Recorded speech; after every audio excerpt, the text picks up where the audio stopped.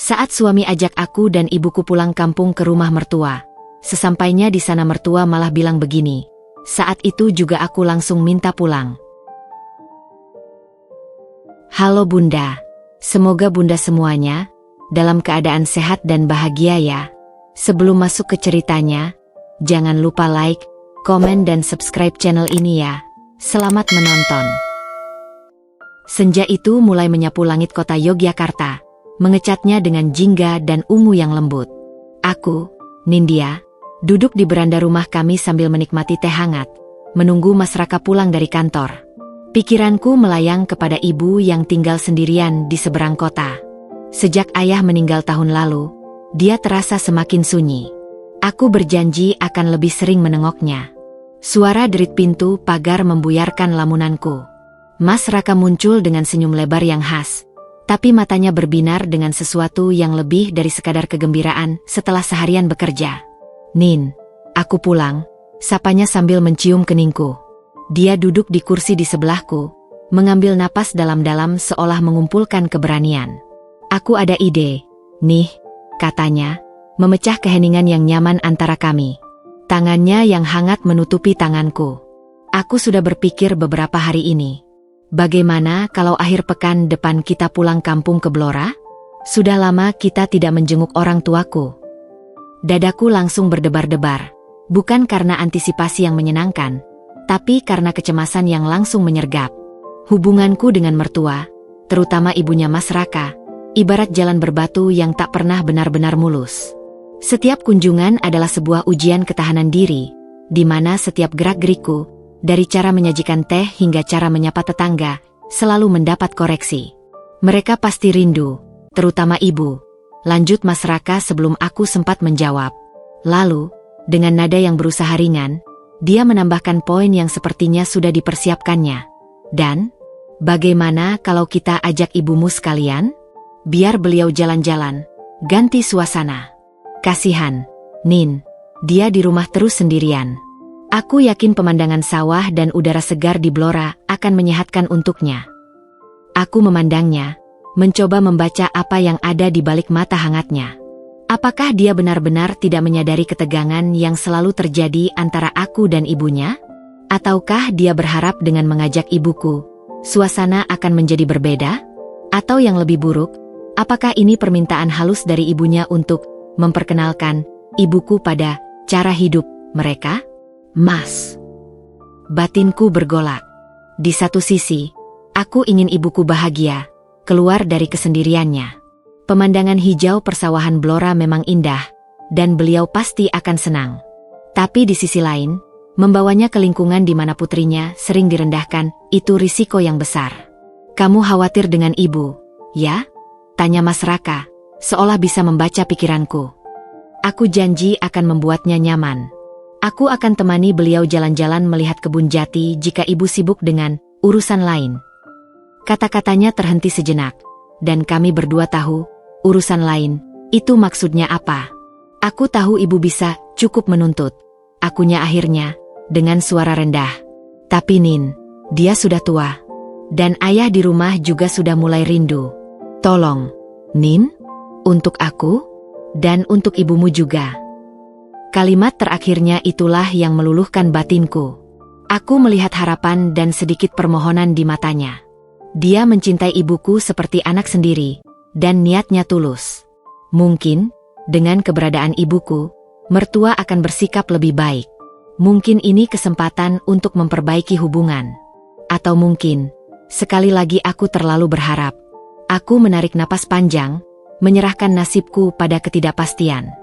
Dengan hati yang masih diliputi keraguan, namun tidak ingin mengecewakan suami yang baik ini dan ibu yang kusayangi, akhirnya kuangguk perlahan. Baiklah, Mas. Aku setuju. Aku akan bicara pada ibu besok. Semoga perjalanan ini menyenangkan untuk kita semua. Senyum Mas Raka melebar, lega. Dia memelukku erat. Terima kasih, Nin. Aku janji, semuanya akan baik-baik saja. Tapi di dalam pelukannya yang hangat, hatiku masih menggantung. Sebuah bayangan gelap tentang perintah-perintah dan sindiran-sindiran menyelusup di pikiranku. Aku berdoa dalam hati, Semoga kali ini berbeda. Semoga. Keputusan untuk pulang kampung itu seperti benih kegelisahan yang mulai bertunas di relung hatiku yang paling dalam. Seminggu sebelum hari H, kecemasan itu telah menjelma menjadi tamu tak diundang yang tinggal menetap di pikiranku, menggerogoti ketenangan yang biasa kumiliki di rumah kami sendiri. Setiap malam, sebelum terlelap, bayangan wajah mertua dengan sorot mata tajamnya yang penuh penilaian menghantui tidurku. Aku terbangun dengan perasaan sesak, seolah-olah sudah mendengar sindirannya yang pedas tentang caraku mengurus rumah tangga Mas Raka. "Nin, kamu dari tadi melamun terus," ucap Mas Raka suatu pagi saat kami sarapan. Tangannya yang sedang memegang sendok berhenti di atas mangkuk buburnya. "Masak air saja sampai luber. Apa kamu tidak enak badan?" Aku menghela napas, menatapnya lemas. "Aku baik-baik saja, Mas. Hanya memikirkan persiapan pulang kampung." Dia meletakkan sendoknya, wajahnya berubah serius.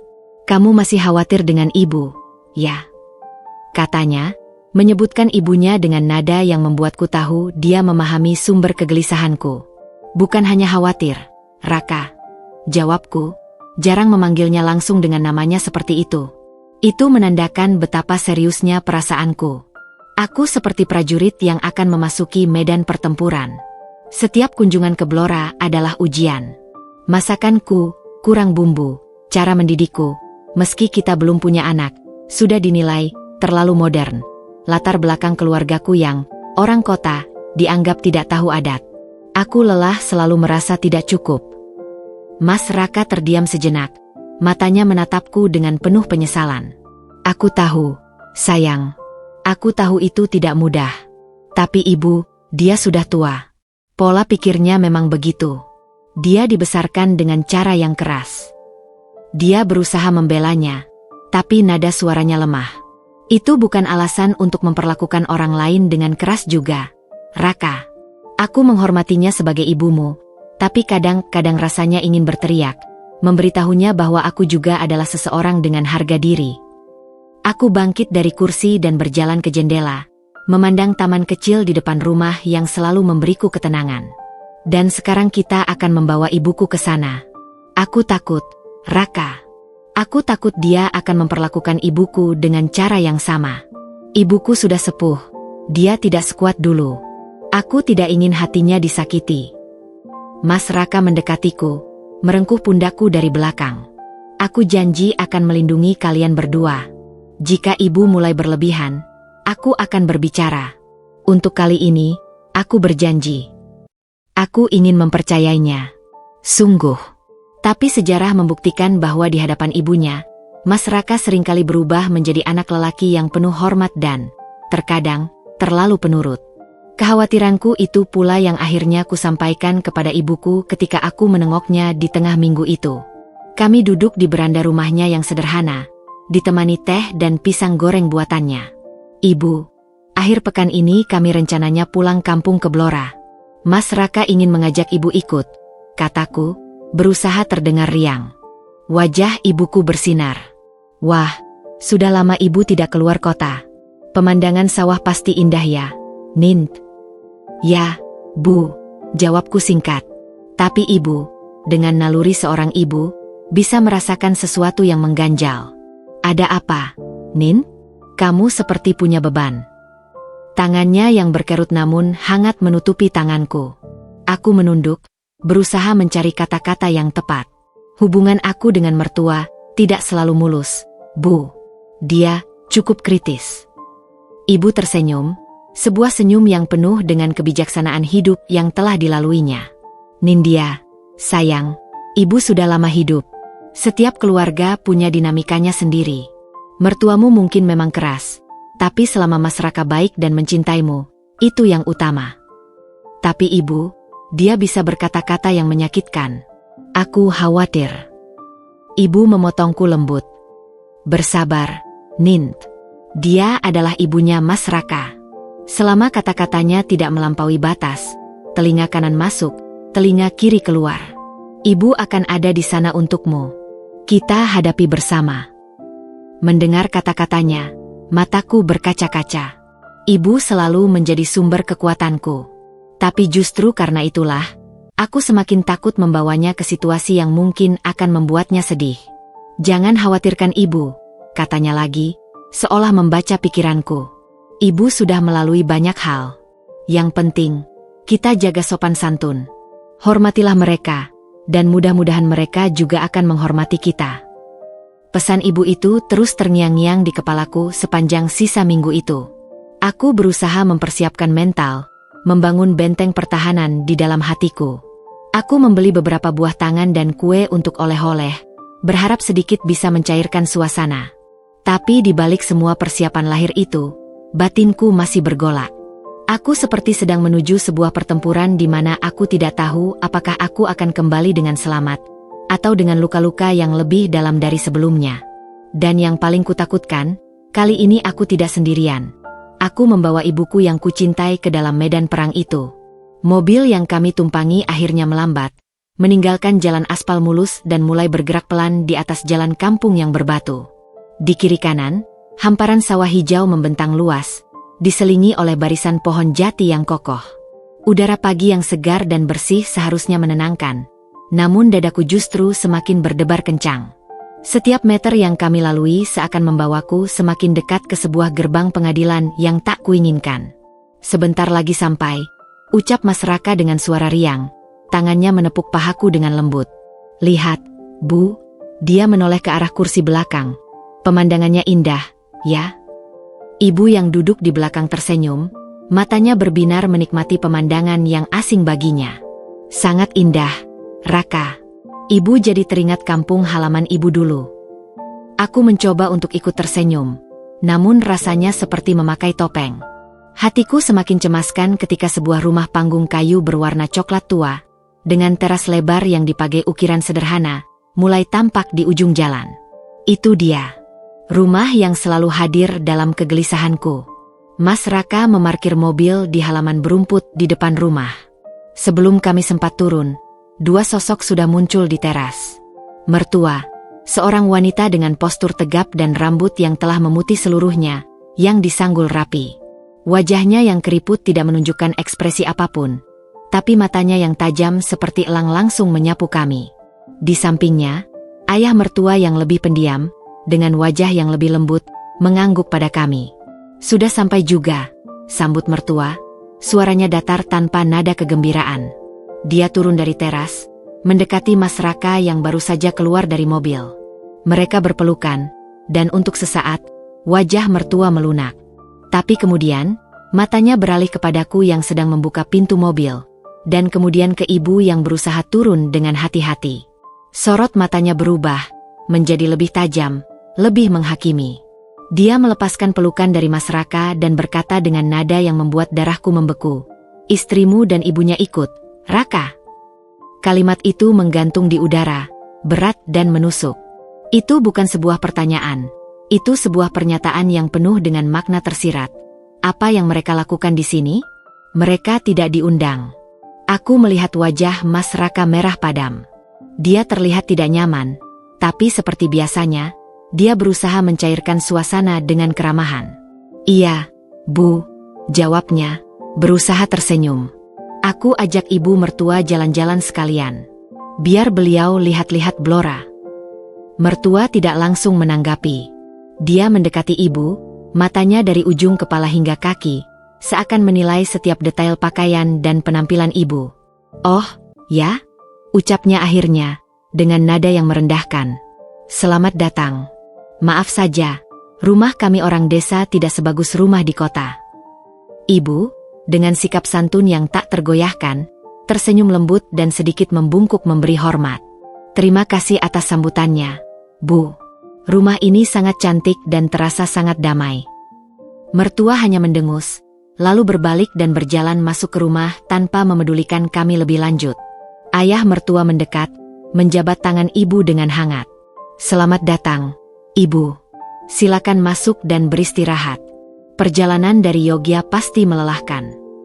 Kami pun masuk ke dalam rumah. Ruang tamu itu sederhana, bersih, tapi terasa dingin. Aroma anyaman bambu dan kayu lama memenuhi udara. Aku duduk di samping Mas Raka, sementara Iku duduk di kursi di seberang. Aku bisa merasakan ketidaknyamanan ibu, meski dia tetap tersenyum sopan. "Jadi, bagaimana keadaan di kota?" tanya mertua tiba-tiba, matanya menatapku. Raka terlihat lebih kurus. "Apakah kamu tidak memberinya makan yang cukup?" Sindiran pertama itu datang lebih cepat dari yang kuduga. Mas Raka langsung menyahut, "Bu, aku baik-baik saja. Nindya masaknya enak-enak." "Ah, anak laki-laki selalu membela istrinya," ujar mertua sambil menggeleng, lalu beralih ke ibu. "Dan ibu, bagaimana? Tinggal sendirian di kota besar pasti sepi, ya?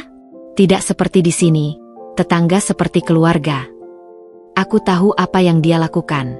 Dia sedang menegaskan superioritas kehidupan desanya, sambil menyindir kesepian ibu. Ibu tetap tenang. "Ya, memang sepi, Bu. Tapi saya sudah terbiasa." Dan Nindya serta Raka sering menengok. Obrolan terus berlanjut dengan gaya seperti itu. Setiap kali Mas Raka atau ayah mertua mencoba mengajak bicara tentang hal-hal netral seperti cuaca atau panen, mertua selalu berhasil membelokkan percakapan menjadi kritik halus atau perbandingan yang tidak menyenangkan. Aku hanya bisa diam, berusaha menahan amarah yang mulai membara di dada. Pandanganku beralih ke Mas Raka, berharap dia akan berkata sesuatu, membelaku, tapi dia hanya terlihat tegang, mencoba menjadi penengah yang tidak diinginkan siapapun. Aku menarik napas dalam-dalam, memandang ibu yang tetap menjaga senyumnya. Kulihat sedikit kelelahan di matanya. Dan saat itulah aku sadar, perjalanan ini akan jauh lebih sulit dari yang kubayangkan. Dinginnya sambutan mertua bukanlah sesuatu yang akan mencair. Ini adalah sebuah pertanda, sebuah pembukaan untuk apa yang akan terjadi selanjutnya. Dan aku, bersama ibu, telah memasuki wilayahnya. Sebuah wilayah di mana kami adalah orang asing yang tidak diinginkan. Waktu terasa berjalan lambat, seperti tetesan madu yang kental di tengah hawa dingin yang mulai menyergap rumah kayu itu. Senja pun tiba, melukis langit jingga keemasan di balik jendela tanpa kaca ruang tamu. Ayah mertua menyalakan lampu minyak, menerangi ruangan dengan cahaya temaram yang menari-nari, memperpanjang bayang-bayang yang seakan mencerminkan kegelisahan dalam hatiku. Mertua, yang sejak tadi duduk tegak di kursi kayu utamanya, tiba-tiba mengangkat kepalanya. Matanya, yang sepanjang sore itu menghindari kontak langsung, kini menatapku dengan fokus yang membuat seluruh tubuhku menegang.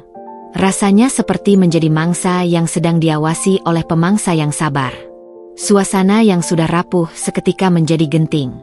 "Nindya," suaranya memecah keheningan, datar namun penuh dengan otoritas yang tak terbantahkan. Setiap suku kata diucapkan dengan presisi yang menghancurkan. "Besok kamu bangun jam 2 pagi, ya?" Udara di paru-paruku seakan membeku. Jam 2 pagi. Aku pasti salah dengar. Aku memandangnya, berharap ada senyuman atau tanda bahwa ini hanya lelucon yang tidak lucu. Tapi wajahnya tetap seperti batu, tak berkesan. Dia melanjutkan, dan setiap katanya seperti pukulan palu di kepalaku. "Bantu ibumu menyiapkan sarapan untuk kita." "Mi, menyiapkan sarapan? Jam 2 pagi, Bu?" tanyaku. Suaraku bergetar meski ku coba kendalikan. Kupandang sekilas ibu yang duduk di seberang. Wajahnya pucat, matanya membelalak tak percaya. Tangannya yang sedang memegang gelas teh gemetar hingga nyaris menumpahkan isinya. "Iya," jawab mertua dengan tenang, seolah baru saja menyuruhku mengambilkan segelas air. "Itu kewajiban perempuan di rumah ini. Aku dulu juga begitu. Semua harus sudah siap dan sempurna sebelum matahari terbit. Nasi, lauk pauk, sayur, harus semuanya lengkap dan hangat." Dia kemudian menoleh ke arah ibu, dan nada bicaranya berubah sedikit, seperti memberikan keringanan. "Kamu bisa bantu anakmu, ya, biar dia tidak kewalahan." Kewalahan? Batinku menjerit. Ini bukan tentang kewalahan. Ini tentang menghormati hak orang lain untuk beristirahat. Aku segera menoleh ke Mas Raka, mataku memohon, berharap dia akhirnya akan berbicara, membelaku, mengatakan bahwa ini sudah keterlaluan. Tapi yang kulihat membuat hatiku hancur berkeping-keping. Dia duduk dengan bahu yang sedikit membungkuk, wajahnya memerah, matanya menatap erat lantai kayu seolah sedang mempelajari pola seratnya dengan sangat teliti. Dia menggigit bibirnya, tapi tidak ada satu kata pun yang keluar dari mulutnya. Diamnya saat itu lebih nyaring daripada teriakan. dan terasa seperti pengkhianatan yang paling pahit. Suamiku, orang yang seharusnya menjadi pelindungku, justru membiarkanku terjebak sendirian dalam situasi yang merendahkan ini. Tapi, Bu. Ibu akhirnya berbicara, suaranya lembut tapi tegas. Bukankah jam 2 pagi itu masih sangat tengah malam? Untuk keperluan sarapan biasa, apakah tidak terlalu dini? Mertua memiringkan kepalanya, melihat ibu dengan pandangan yang hampir mirip kasihan, seperti pada seseorang yang tidak mengerti aturan dasar kehidupan. Ibu, ini bukan kota. Ini desa. Di sini, perempuan punya kewajiban yang tidak bisa ditawar. Ini tentang disiplin dan pengorbanan. Nindya harus belajar. Dan ibu, sebagai ibunya, seharusnya mendukungnya belajar menjadi istri dan calon ibu yang baik. Kata-katanya seperti racun yang menetes halus. Dia tidak hanya menyerangku, tapi juga ibu dan cara didikannya selama ini. Aku melihat rahang iku mengeras, tanda bahwa dia sedang berusaha menahan amarah yang jarang kulihat. Seketika itu pula, semua batas dalam diriku, semua janji untuk bersabar, semua tembok pertahanan yang kubangun, runtuh berantakan. Sebuah suara keras di kepalaku berkata, "Cukup. Sudah cukup." Perintah yang tidak masuk akal ini, diucapkan di depan ibuku, dengan asumsi bahwa kami akan menerimanya begitu saja, adalah penghinaan terakhir. Ini bukan lagi tentang aku tidak bisa memasak seperti seleranya atau caraku yang terlalu kota. Ini tentang dia mencoba menunjukkan kekuasaannya, merendahkan kami berdua, dan menegaskan bahwa dalam rumah ini, dialah yang berdaulat penuh. Dan diamnya Mas Raka adalah persetujuan diam-diam yang tidak bisa kumaafkan. Aku menarik napas dalam-dalam, mengumpulkan sisa-sisa kekuatan dan harga diri yang hampir hilang. Darah di sekujur tubuhku terasa mendidih, tapi suaraku ketika akhirnya keluar, terdengar tenang dan datar, penuh dengan ketegasan yang bahkan mengejutkanku sendiri. "Tidak, Bu." Ruangan itu menjadi sunyi sepenuhnya. Bahkan suara jangkrik di luar seakan terhenti. Mertua terbelalak, matanya membesar, tidak percaya dengan penolakan langsung yang barusan kuluarkan. Ayah mertua terbatuk-batuk, wajahnya menunjukkan kecemasan. Ibu menatapku dengan mata berbinar, campur kaget dan dukungan. Dan Mas Raka akhirnya mengangkat kepalanya, wajahnya pucat pasi, matanya penuh ketakutan.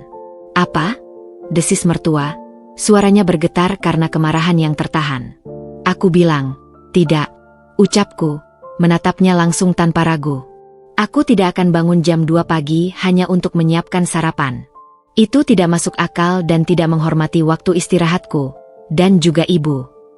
Aku berdiri, tubuhku bergetar tapi hatiku merasa lebih ringan daripada sebelumnya. Aku telah melampaui batasnya, dan aku selamat. Ini bukan lagi tentang sarapan. Ini tentang martabat. Dan pada detik itu, aku memilih untuk mempertahankannya. Keheningan di ruang tamu itu terasa padat, seakan bisa diiris dengan pisau.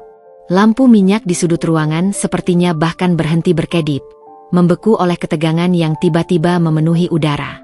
Wajah mertua berubah dari bingung menjadi kemerahan padam, seperti teko yang mendidih dan siap meletup. Tangannya yang keriput mencengkeram lengan kursi kayu hingga buku-bukunya menonjol putih. "Tidak," ulangnya. Suaranya meninggi, penuh dengan rasa tidak percaya dan amarah yang meluap. "Kamu bilang tidak padaku? Di rumahku sendiri." Dia berdiri, tubuhnya yang tegap terlihat semakin besar dalam cahaya temaram. "Apa kamu tidak diajari sopan santun oleh ibumu?" Seorang menantu berani menolak perintah mertua. Dia sengaja melontarkan kata-kata itu ke arah ibuku, yang kini juga telah berdiri. Wajahnya memerah tapi matanya membara dengan api yang kulihat untuk pertama kalinya. Ibu tidak lagi tampak sebagai wanita sepuh yang lemah, tapi seperti singa betina yang sedang melindungi anaknya. "Jangan libatkan ibu saya dalam ini," batinku berteriak. Tapi sebelum aku atau ibu sempat menyahut, sebuah energi baru mengalir dalam diriku. Semua ketakutan, semua kecemasan, semua bayangan buruk yang kuhantui selama perjalanan ke sini, tiba-tiba menguap. Yang tersisa adalah sebuah ketenangan yang aneh dan dingin, serta sebuah keyakinan yang tak tergoyahkan bahwa aku harus membawa ibuku pergi dari tempat ini, sekarang juga. Aku tidak menjawab omelan mertua. Aku tidak lagi memandangnya. Aku memutar badan dan menatap langsung ke mata Mas Raka, yang masih terpaku di kursinya. Wajahnya campur aduk antara rasa bersalah, malu, dan ketakutan. Mas Raka, ucapku, suaraku jernih dan tegas, memotong teriakan mertua yang masih berlanjut. Setiap kataku ucapkan dengan jelas, seperti pisau yang tajam. Tolong nyalakan mobil. Kita pulang. Sekarang. Dunia seakan benar-benar berhenti berputar. Pulang? Teriak mertua. Suaranya nyaris melengking. Kamu gila, Nindya? Baru datang, langsung mau pulang? Ini penghinaan. Aku masih menatap Mas Raka, menunggu. Dia terlihat seperti anak laki-laki yang ketakutan, terjebak di antara dua pihak. Nindya, tenang dulu. Gumannya, suaranya parau. Mari kita bicara baik-baik. Ibu tidak bermaksud. Aku tidak peduli apa maksudnya. Raka, potongku, kali ini membiarkan emosi terdengar dalam suaraku. Memerintahkan aku, dan ibu saya, untuk bangun jam 2 pagi tanpa alasan yang manusiawi bukanlah maksud yang harus dibicarakan. Itu adalah pelecehan. Dan kamu diam saja. Tatapanku padanya penuh dengan kekecewaan yang dalam. Kamu berjanji padaku. Kamu berjanji akan melindungi kami. Tapi di saat kami paling membutuhkanmu, kamu justru memilih untuk menundukkan kepala. Ibu mendekatiku, meraih tanganku. Genggamannya hangat dan kuat. Nindya benar, Raka. Ucap ibu dengan suara yang tenang namun berwibawa, mengejutkan semua orang. Kami datang ke sini dengan niat baik, untuk menjenguk dan menghormati. Bukan untuk dipermalukan dan diperlakukan seperti pelayan. Permintaan istri kamu itu sudah melampaui batas kesopanan. Aku memandang mertua untuk terakhir kalinya. Dia tercekat, melihat bahwa ibu yang dianggapnya lemah, ternyata memiliki kekuatan untuk berbicara. Sopan santun itu dua arah. Bu, kataku, memenuhi ruangan dengan suara yang jelas. Aku menghormati ibu sebagai ibu dari suami saya. Tapi hormat itu harus diraih, bukan dituntut dengan cara merendahkan orang lain. Memaksa kami untuk bangun di tengah malam tanpa alasan yang jelas bukanlah bentuk penghormatan. Itu adalah penindasan. Dan aku tidak akan membiarkan siapapun, termasuk ibu, menindas aku dan ibu saya. Aku tidak memberikan kesempatan lagi untuk debat. Aku sudah mengatakan semua yang perlu kukatakan. Aku meraih tas tangan ibu yang diletakkan di samping kursinya, lalu menggandeng erat tangannya. Ayo, Bu, kita pulang, kataku. Suaraku lembut tetapi penuh keyakinan. Kami berbalik dan melangkah meninggalkan ruang tamu itu. Langkah kaki kami di lantai kayu bergema di keheningan yang mencekam. Aku tidak menoleh ke belakang, tidak peduli lagi dengan teriakan mertua yang mulai lagi. Lihat, Raka, lihat sikap istrimu. Dia tidak pantas untukmu. Aku terus berjalan, menuntun ibu melewati teras, menuruni tangga kayu, dan berjalan di atas rumput yang basah oleh embun malam. Udara malam yang dingin menyentuh kulitku, terasa seperti kebebasan. Aku menarik napas dalam-dalam, melepaskan semua racun yang tertahan di dada. Di belakang kami, kudengar langkah kaki tergopoh-gopoh. Mas Raka akhirnya keluar, wajahnya masih pucat dan penuh konflik. Nin, tunggu. Ini tidak bisa dibiarkan seperti ini, pintanya. Aku berhenti, memandangnya. Di bawah cahaya bintang dan bulan sabit, kulihat air mata di matanya. Pilih, Raka, ucapku, suaraku datar. Hatiku terasa hancur tapi benakku sangat jernih. Kamu bisa ikut pulang dengan istrimu dan ibumu mertua sekarang. Atau kamu tinggal di sini bersama ibumu. Tapi ingat, pilihanmu hari ini akan menentukan banyak hal untuk masa depan kita. Aku tidak menunggu jawabannya. Aku membuka pintu mobil untuk ibu, memastikan beliau duduk dengan nyaman. Kemudian aku berjalan ke sisi penumpang dan masuk. Dari jendela, kulihat Mas Raka berdiri terpaku di halaman, seperti patung yang dilanda badai emosi. Jantungku berdebar kencang, menunggu. Ini adalah ujian terbesar bagi pernikahan kami. Apakah dia akan memilih ibunya yang otoriter, atau istri yang baru saja dipermalukannya? Beberapa detik yang terasa seperti abadi berlalu. Akhirnya, dengan langkah berat, Mas Raka berjalan menuju mobil. Dia membuka pintu pengemudi dan masuk. Mesin mobil menyala. Suaranya menderu di keheningan malam. Dia tidak langsung menyetir. Dia menatapku, matanya penuh dengan penyesalan yang dalam. Aku pilih kamu, Nin. Selalu, bisiknya, suaranya serak. Aku minta maaf. Aku seharusnya tidak diam. Air mata akhirnya menetes di pipiku, melepaskan semua tekanan yang kurasakan. Aku mengangguk, tidak bisa berkata-kata. Dia memutar kemudi, dan mobil perlahan membawa kami menjauh dari rumah yang penuh dengan kenangan pahit itu. Dalam pelukan kegelapan jalan desa, kami meninggalkan sebuah bab yang berakhir dengan tragis, namun membawa serta sebuah pelajaran berharga tentang harga diri dan arti sebuah keluarga yang sejati. Perjalanan pulang dari Blora terasa seperti melintasi dua dunia yang berbeda. Dari kegelapan malam yang pekat dan suasana tegang yang masih menyelimuti mobil kami, perlahan-lahan fajar mulai menyingsing di ufuk timur, menyirami jalan raya dengan cahaya keemasan yang lembut. Namun, di dalam mobil, suasana masih tetap berat bagaikan kabut yang tak kunjung sirna. Tidak ada musik yang diputar, tidak ada obrolan ringan. Hanya suara mesin yang mendengung dan desir angin yang menyelinap melalui celah jendela yang sedikit terbuka. Aku duduk di kursi penumpang, memandang lurus ke depan, tetapi pandanganku kosong. Pikiranku masih berputar-putar pada kejadian beberapa jam yang lalu.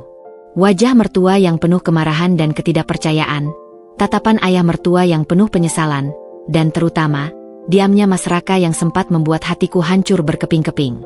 Tapi kemudian, bayangan itu berganti dengan langkah tegapnya mengikuti kami keluar, dan bisikan lemahnya di dalam mobil tadi. Aku pilih kamu, Nin. Selalu. Dari kursi belakang, ibu akhirnya memecah keheningan yang sudah berlangsung hampir 2 jam. Suaranya lembut, namun terasa menenteramkan. Nindya, sayang. Ibu bangga padamu. Aku menoleh ke belakang, mata kami bertemu. Ada kelembutan dan kekuatan di matanya yang membuat air mataku hampir kembali menetes. Bangga, Bu? Karena aku hampir membuat pernikahanku hancur. Tanyaku, suaraku parau. Bukan, Nint. Ibu menggeleng, senyum kecil mengembang di bibirnya. Ibu bangga karena kamu berani berdiri untuk harga dirimu. Berani mengatakan, tidak, ketika diperlakukan tidak semestinya. Itu tidak mudah, terutama bagi seorang istri di budaya kita. Mas Raka menarik napas dalam di sebelahku. Ibu benar, Nin, katanya. Matanya masih tertuju pada jalan tapi aku bisa merasakan ketulusannya. Aku yang salah. Aku terpaku. Melihat ibu seperti itu, mendengar perintahnya, itu seperti kembali menjadi anak kecil yang tidak berdaya. Aku tahu itu bukan alasan, dia cepat-cepat menambahkan, tapi itu yang kurasakan. Aku minta maaf. Aku telah mengecewakanmu. Kamu tidak hanya mengecewakan aku, Raka. Jawabku, mencoba untuk tidak terdengar menyalahkan, tetapi lebih menekankan pada perasaanku. Kamu membiarkan ibuku melihat putrinya dihina dan suaminya tidak melakukan apa-apa. Itu yang paling menyakitkan. Aku tahu, bisiknya, penuh penyesalan. Aku berjanji, Nin. Ini akan menjadi yang terakhir kalinya. Aku akan bicara dengan ibu. Aku akan membuatnya mengerti. Apakah kamu pikir itu mungkin, Mas? Tanyaku, sedikit sinis. Sudah bertahun-tahun pola pikirnya seperti itu. Dia ibuku, Nin. Aku harus mencoba. Tapi yang jelas, aku tidak akan pernah lagi membiarkan siapapun, termasuk dia, memperlakukan kamu dan ibu dengan tidak hormat. Itu sumpahku. Obrolan selama perjalanan pun mengalir, pelan-pelan mencairkan es yang membeku di antara kami. Kami membahas perasaan masing-masing, kekhawatiran, dan harapan ke depan. Ibu dengan bijak menjadi penengah, mengingatkan kami bahwa sebuah keluarga adalah tentang saling memahami dan memaafkan, tetapi juga tentang menegakkan batasan yang sehat. Saat mobil akhirnya memasuki pinggiran kota Yogyakarta dan kami melihat kemacetan lalu lintas yang familiar, sebuah perasaan lega yang luar biasa menyelimutiku.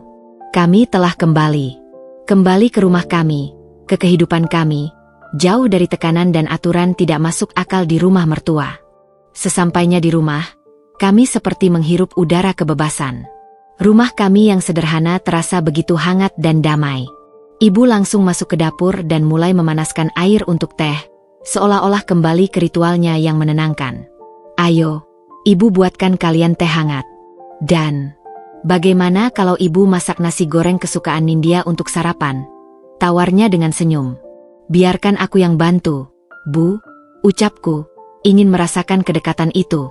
Sementara ini, ibu yang urus. Kamu dan Raka perlu bicara. Aku dan Mas Raka pun duduk di sofa di ruang keluarga. Dia memegang tanganku erat-erat. Aku serius dengan permintaan maafku, Nin, dan janjiku. Aku memandangnya, melihat penyesalan yang tulus di matanya. Aku tahu mencintai seseorang berarti juga memberi kesempatan untuk memperbaiki kesalahan. Aku percaya kamu, Mas. Tapi tolong, jangan sampai ini terulang. Harga diriku bukanlah sesuatu yang bisa ditawar. Dia tidak akan pernah melakukannya lagi, Nin. Aku jamin. Kami duduk berpelukan dalam keheningan yang nyaman, mendengar ibu bersenandung kecil di dapur dan aroma nasi goreng yang mulai menggugah selera. Rasanya seperti baru saja selamat dari badai. Kami lelah, kami terluka, tapi kami bersama-sama. Dan untuk saat ini, bersama-sama adalah semua yang kami butuhkan. Kami memutuskan untuk mencoba melupakan kejadian itu dan membangun kembali ketenangan hidup kami, dengan pelajaran berharga bahwa sebuah keluarga dibangun di atas fondasi rasa saling menghargai, bukan perintah dan paksaan. 2 bulan telah berlalu sejak insiden memalukan di Blora. Waktu, dengan caranya sendiri, berhasil melunakkan sudut-sudut tajam dari luka itu, mengubahnya menjadi memar yang masih terasa, tetapi tidak lagi menyiksa. Kehidupan kami di Yogyakarta kembali berjalan dalam ritme yang tenang. Aku dan Mas Raka bahkan mulai membicarakan kembali rencana untuk memiliki anak, sesuatu yang sempat kami tunda karena bayangan konflik keluarga. Suatu sore di hari Sabtu yang cerah, kami sedang asyik merencanakan renovasi kecil untuk kamar tamu. Sinar matahari masuk melalui jendela, menerangi debu-debu yang menari riang di udara. Ibu sedang di rumahnya, dan kami berencana menjemputnya untuk makan malam nanti. Suasana terasa sempurna, hingga tiba-tiba dering telepon dari ponsel Mas Raka memecah kedamaian itu. Dia melihat layarnya, dan alisnya langsung berkerut. Dari Sari, gumannya sebelum mengangkat telepon. Sar, ada apa? Aku bisa mendengar suara panik dan terisak-isak dari seberang telepon, meski tidak jelas kata-katanya. Wajah Mas Raka berubah drastis dalam hitungan detik. Dari riang menjadi pucat pasi, matanya membelalak penuh ketakutan. Apa? Teriaknya, membuatku langsung menegakkan badan, jantung berdebar kencang. Ibu jatuh? Di kamar mandi. Perutnya seakan ditonjok. Aku langsung mendekat, berusaha mendengar. Bagaimana kondisinya sekarang? Tanyanya, suaranya tegang. Dia mendengarkan panjang, wajahnya semakin suram. Stroke ringan? Oh, Tuhan. Baik, baik. Kami akan segera berangkat. Kamu tenangkan ayah. Kami segera ke sana. Dia menutup telepon, tangannya gemetar. Dia memandangku, matanya berkaca-kaca dan penuh dengan rasa bersalah yang dalam.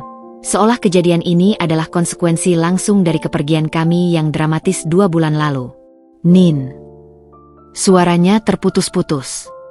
Ibu jatuh di kamar mandi tadi pagi.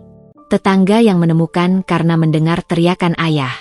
Mereka sudah dibawa ke rumah sakit di kota. Dokter bilang, dia kena stroke ringan. Dia lumpuh separuh. Tangannya tidak bisa digerakkan dengan sempurna. Bicaranya peloh. Dia menarik napas dalam, berusaha menahan isakannya. Sari bilang, dia butuh bantuan. Ayah tidak mungkin merawatnya sendirian. Dan Sari harus kembali ke suaminya di Semarang besok. Rasa campur aduk langsung membanjiriku. Di satu sisi, ada rasa kemanusiaan, keprihatinan terhadap seorang manusia yang sedang menderita, terlepas dari bagaimana dia memperlakukan kami. Tapi di sisi lain, ada rasa takut yang sangat besar. Kembali ke rumah itu, menghadapi wanita yang begitu membenciku, dan kini dalam kondisi yang pasti membuatnya semakin pahit dan mungkin semakin kejam. Oh, Tuhan, Raka. Adalah satu-satunya kata yang bisa kuluapkan, sambil memegangi bahunya yang tegang. Aku tahu apa yang kamu pikirkan, Nin, katanya, memegang tanganku erat-erat. Aku tahu ini meminta terlalu banyak darimu. Tapi, dia ibuku. Dia butuh bantuan. Ayah sudah tua, dia tidak kuat. Dan Sari, dia sudah punya keluarganya sendiri. Dia menunduk, bahunya turun. Aku tidak punya pilihan lain. Aku mengerti dia ibumu, Mas. Tapi, kamu ingat apa yang terjadi terakhir kali? Kamu ingat bagaimana dia memperlakukan aku dan ibuku? Tanyaku, suaraku bergetar mengingat kembali penghinaan itu. Aku ingat setiap detiknya. Jawabnya, suaranya meninggi karena emosi. Dan aku masih malu karenanya. Tapi Nin, lihat kondisinya sekarang. Dia lumpuh, tidak berdaya. Apakah kita akan membiarkannya? Apakah kita akan membalas dendam pada seorang wanita tua yang sakit-sakitan? Itu tamparan yang keras. Ini bukan tentang balas dendam, Raka. Ini tentang melindungi diriku sendiri. Kamu pikir dengan kondisinya yang sekarang, dia akan tiba-tiba berubah menjadi orang yang baik dan penuh syukur? Atau justru akan lebih menyalahkan dunia, dan terutama aku, untuk semua penderitaannya? Dia terdiam, karena dia tahu kemungkinan besar adalah yang kedua. Dan ibu, tambahku. Apa yang harus kita lakukan dengan ibu? Kita tidak bisa meninggalkannya sendirian di sini. Kita bisa menitipkannya kepada tetangga, atau kita bawa serta. Usulnya, tapi terdengar tidak yakin. Bawa serta? Membawanya kembali ke lingkungan yang beracun itu? Setelah dia melihat sendiri bagaimana putrinya dihina? Mas Raka, kamu tidak serius. Kami berdebat seperti itu selama hampir 1 jam. Debat yang penuh dengan air mata, suara tinggi, dan rasa frustrasi. Dia didorong oleh kewajiban dan rasa bersalah sebagai anak laki-laki satu-satunya. Aku didorong oleh trauma dan insting untuk melindungi diri sendiri serta ibuku. Akhirnya, dengan tubuh lelah dan hati yang remuk redam, kami berhenti. Kami duduk di lantai ruang tamu, bersandar di sofa, kehabisan energi untuk berdebat lebih lanjut. Nin, bisik Mas Raka di dalam keheningan yang muram. Aku tidak memintamu untuk mencintainya. Aku bahkan tidak memintamu untuk memaafkannya. Aku hanya memintamu untuk memberiku kesempatan untuk menjalankan kewajibanku sebagai anak. Untuk merawat ibuku di masa tuanya, di saat dia paling membutuhkan. Aku butuh bantuanmu. Tolong. Dia menatapku, dan untuk pertama kalinya sejak kami menikah, kulihat dia benar-benar terlihat seperti anak laki-laki yang hilang dan ketakutan. Bukan suamiku yang tegas dan percaya diri, tapi seorang anak yang takut kehilangan ibunya. Dan di saat itulah, batinku, yang selama ini membentengi diri, mulai retak. Ini bukan tentang mertua lagi. Ini tentang suamiku. Ini tentang tidak membuatnya memilih antara istri dan ibu untuk kedua kalinya. Ini tentang menunjukkan padanya bahwa aku adalah mitranya, dalam suka dan duka, bahkan dalam menghadapi orang yang telah menyakitiku. Aku menarik napas dalam-dalam, memejamkan mata, dan menyerahkan nasibku sekali lagi. Baiklah, Mas, ucapku perlahan, suaraku serak. Kita akan ke Blora. Kita akan bantu merawatnya. Wajahnya berbinar dengan harapan dan kelegaan yang luar biasa. Benarkah, Nin? Kamu serius? Aku serius. Tapi, tekanku, menatapnya dengan tajam, dengan syarat. Aku akan membantumu merawatnya sebagai seorang manusia, bukan sebagai menantu yang patuh. Aku akan melakukan tugasku, tapi aku tidak akan membiarkannya menghinaku atau ibuku lagi. Jika dia melakukannya, kita akan pergi. Itu tidak bisa ditawar. Dan ibu, kita akan titipkan pada Tante Yuni, tetangga ibu. Dia tidak akan ikut. Dia mengangguk cepat, bersedia menerima syarat apapun. Aku setuju. Aku janji akan menjagamu. Terima kasih, Nin. Terima kasih. Dia memelukku erat, dan aku bisa merasakan tubuhnya yang masih gemetar. Tapi dalam pelukannya, hatiku terasa berat bagaikan batu. Aku baru saja setuju untuk kembali ke neraka yang baru saja kutinggalkan. Dan kali ini, aku tidak tahu apakah aku akan bisa keluar dengan selamat. Keputusan untuk kembali ke Blora terasa seperti menjatuhkan diri ke dalam sumur yang gelap, di mana dasar dan isinya tidak ku ketahui. Setelah Mas Raka menelepon Sari untuk memberitahu bahwa kami akan datang, suasana di rumah kami berubah. Kedamaian yang telah kami rajut dengan susah payah selama 2 bulan terakhir seakan menguap, digantikan oleh bayangan rumah kayu di Blora yang kini terasa lebih menyeramkan daripada sebelumnya. Aku harus memberitahu ibu, bisikku pada Mas Raka keesokan paginya, saat kami duduk menghadapi sarapan yang terasa tawar di lidah. Dia mengangguk, wajahnya masih memancarkan kelegaan bercampur kecemasan. Aku akan menemanimu. Kami pun berangkat ke rumah ibu. Perjalanan singkat itu terasa sangat panjang. Aku membayangkan wajah ibu yang akan dipenuhi kekhawatiran, atau bahkan kekecewaan, karena aku memutuskan untuk kembali ke tempat yang telah menyakiti kami. Saat kami tiba, ibu sedang menyiram tanaman di halaman. Senyumnya yang hangat langsung pudar ketika melihat ekspresi kami yang muram. Ada apa, Nin? Raka? Kamu terlihat seperti baru menghadiri pemakaman. Kami duduk di beranda. Aku menarik napas dalam-dalam, memberanikan diri. Ibu, tadi malam kami dapat telepon dari Sari. Mulaku, mertua, dia jatuh. Kena stroke ringan. Keadaannya lumayan parah, lumpuh separuh. Wajah ibu berubah pucat. Dia meletakkan gayung penyiram tanaman perlahan. Oh, Tuhan, itu berita buruk. Dia memandangiku, dan sepertinya sudah bisa menebak kemana arah pembicaraan ini. Dan kalian? Kami harus ke Blora, Bu, selama Raka. Suaranya penuh permintaan maaf. Ayah tidak bisa merawatnya sendirian. Sari harus pulang ke Semarang. Sebagai anak laki-laki satu-satunya, itu kewajibanku. Ibu memandangku lama. Dan kamu, Nindya? Apa yang kamu rasakan? Air mataku akhirnya menetes. Aku takut, Bu. Sangat takut. Aku tidak ingin kembali ke sana. Tapi, aku juga tidak tega membiarkan Mas Raka menghadapi ini sendirian. Dia butuh aku.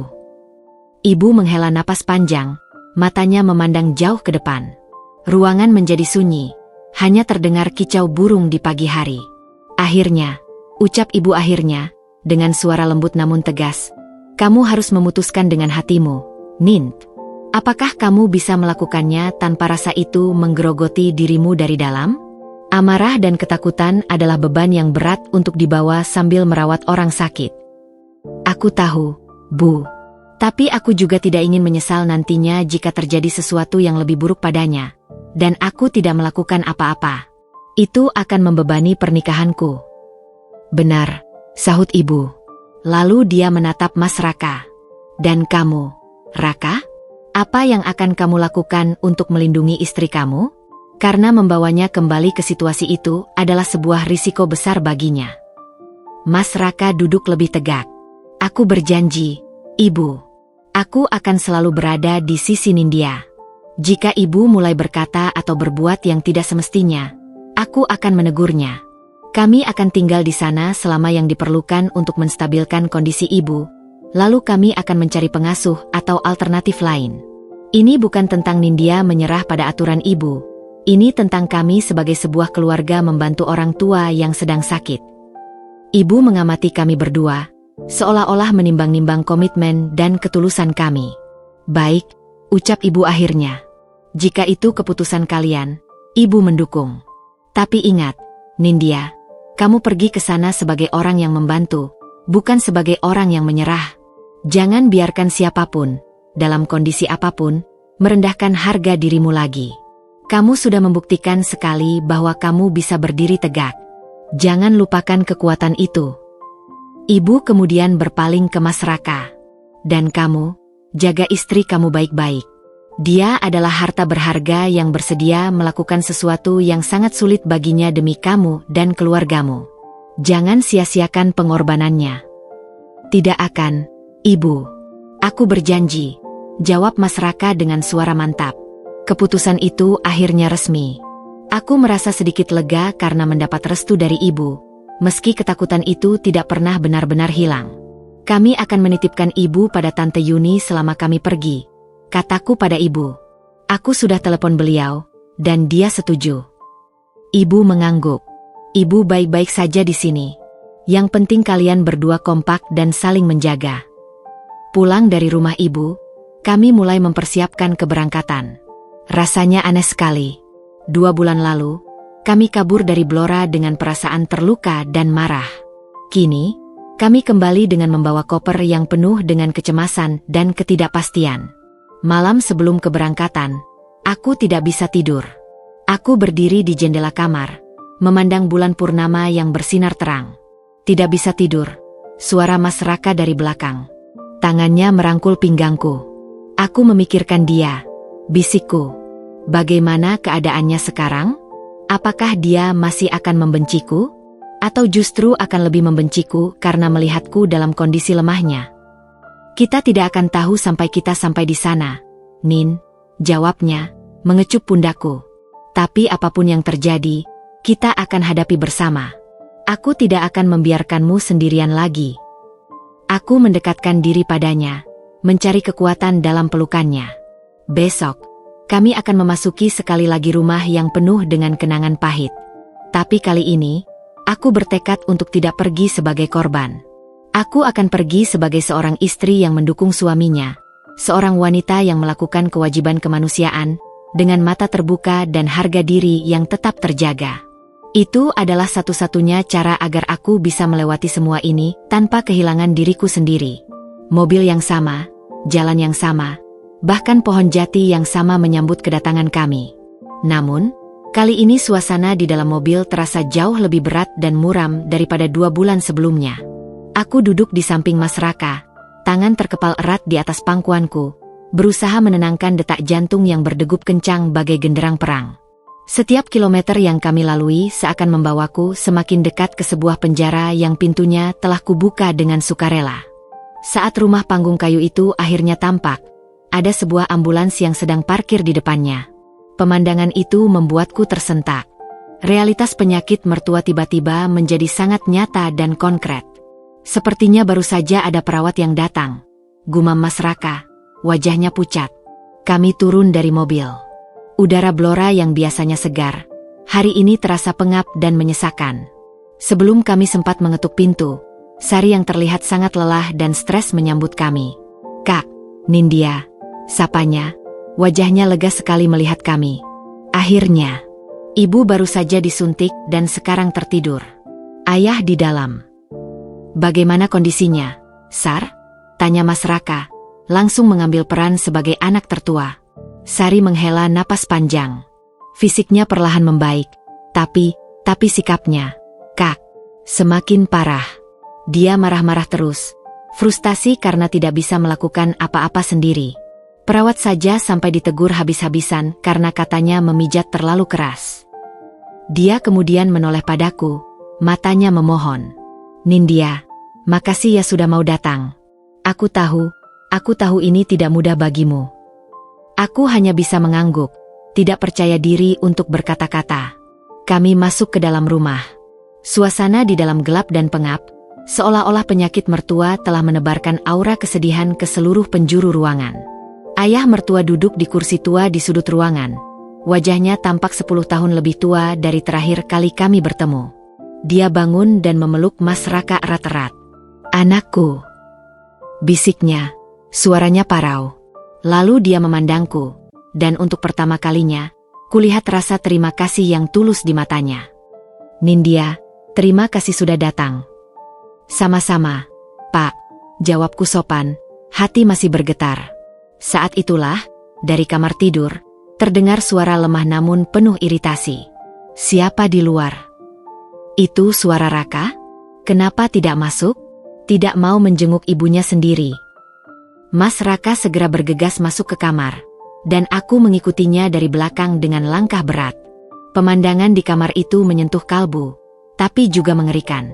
Mertua terbaring di tempat tidur, tubuhnya yang dulu tegap kini terlihat mengecil dan lemah. Wajahnya tampak asimetris, mulutnya sedikit mencong ke bawah. Tapi yang tidak berubah adalah sorot matanya. Masih sama tajamnya, masih sama penuh penilaiannya. Bahkan mungkin sekarang ditambah dengan kepahitan akibat penyakit yang dideritanya. "Raka," ucapnya, tangannya yang sehat, tangan kirinya, berusaha meraih anak lelakinya. "Aku di sini, Bu," kata Mas Raka, memegangi tangannya. Lalu, Matanya beralih kepadaku yang berdiri di ambang pintu. Cahaya di matanya langsung berubah. Dari kerinduan, menjadi sebuah cemoohan yang dingin. "Oh, kamu juga ikut?" gerutnya. Suaranya pelan namun jelas terdengar hinaannya. "Akhirnya mau datang juga. Melihat hasil karyamu." Aku terpana. Apa maksud ibu?" Sudah, Bu," potong Mas Raka. Suaranya tegas. "Nindya ada di sini untuk membantu. Dia tidak harus datang, tapi dia ada di sini. Jadi tolong, jangan mulai dengan tuduhan seperti itu." Mertua mendengus, memalingkan muka. Tapi aku bisa melihat kejutan di wajahnya karena Mas Raka berani menegurnya. Hari-hari berikutnya adalah sebuah ujian kesabaran yang tiada hentinya. Aku berusaha menjalankan tugasku, memasak, membersihkan rumah, dan membantu merawatnya. Tapi setiap tindakanku selalu salah di matanya. Suatu pagi, aku membawakannya bubur yang baru saja masak. Buburnya terlalu encer. "Kamu tidak bisa memasak yang benar," hardiknya, sebelum berusaha memukul mangkuknya dengan tangan kirinya yang masih berfungsi. Di lain waktu, saat aku membantunya duduk untuk digosok badannya, "Kamu tidak becus memijat." Badan ibu jadi sakit semua. Lebih baik panggil Sari. Bahkan hal-hal kecil seperti suhu air untuk minum obatnya. "Airnya terlalu panas. Kamu mau membakar mulut ibu." Setiap hari adalah sebuah pertempuran kecil. Mas Raka berusaha membelaku, menegur ibunya setiap kali dia bersikap tidak sopan. Tapi itu seperti menabrak tembok batu. Mertua hanya akan mendengus, memalingkan muka, atau kadang malah menangis frustasi, membuat Mas Raka dan ayah mertua merasa bersalah, yang pada akhirnya membuatku merasa seperti orang jahat yang tidak punya empati. Aku seringkali menemukan diriku berdiri di halaman belakang rumah, melihat hamparan sawah yang luas, menarik napas dalam-dalam untuk menahan tangis. Aku merindukan rumahku, merindukan ibu, merindukan kehidupan tenang yang telah kutinggalkan. Aku datang ke sini dengan niat baik, sebagai manusia yang membantu manusia lain yang sedang menderita. Tapi yang kudapatkan adalah penyiksaan emosional yang terus-menerus. Namun, di tengah semua kepahitan itu, ada satu hal yang membuatku bertahan, tekadku sendiri. Aku telah berjanji pada diriku sendiri bahwa aku tidak akan kehilangan harga diri. Aku tidak akan menangis di hadapannya, tidak akan membiarkan kata-katanya menghancurkanku. Aku melakukan tugasku dengan baik, dan jika dia menolak, itu adalah pilihannya. Aku tidak akan memaksanya. Dan yang paling penting, Mas Raka ada di sisiku. Setiap malam, setelah hari yang melelahkan, dia akan memelukku dan berbisik, "Aku tahu ini sulit, Nin. Terima kasih. Aku lihat usahamu." Itu adalah pelipur lara yang membuatku bisa bertahan untuk bangun lagi keesokan harinya, menghadapi wanita yang sama sekali tidak menginginkan kehadiranku, tetapi sangat membutuhkan bantuanku. Aku terjebak dalam sebuah paradoks yang menyiksa, dan satu-satunya jalan keluar adalah melalui itu. Hari-hari bergulir dengan lambat dan monoton, seperti air keruh yang menggenang. Rutinitas merawat mertua yang rewel dan penuh amarah telah menguras habis tenaga dan emosiku. Suatu sore, saat mertua akhirnya tertidur lelap setelah marah-marah karena aku, menurutnya, salah memposisikan bantalnya, ayah mertua mendekatiku dengan wajah lelah. "Nindya, tolong kamu bersih-bersih lemari tua di ruang tengah itu, ya?" pinta ayah mertua sambil menunjuk sebuah lemari kayu jati besar yang tampak antik.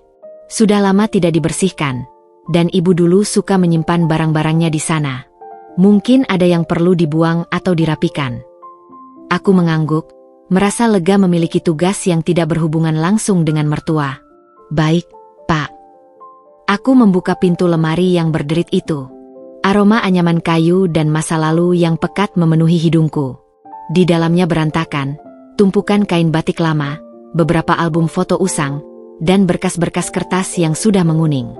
Aku mulai mengeluarkan isinya satu persatu, membersihkan debu yang tebal dengan lap basah.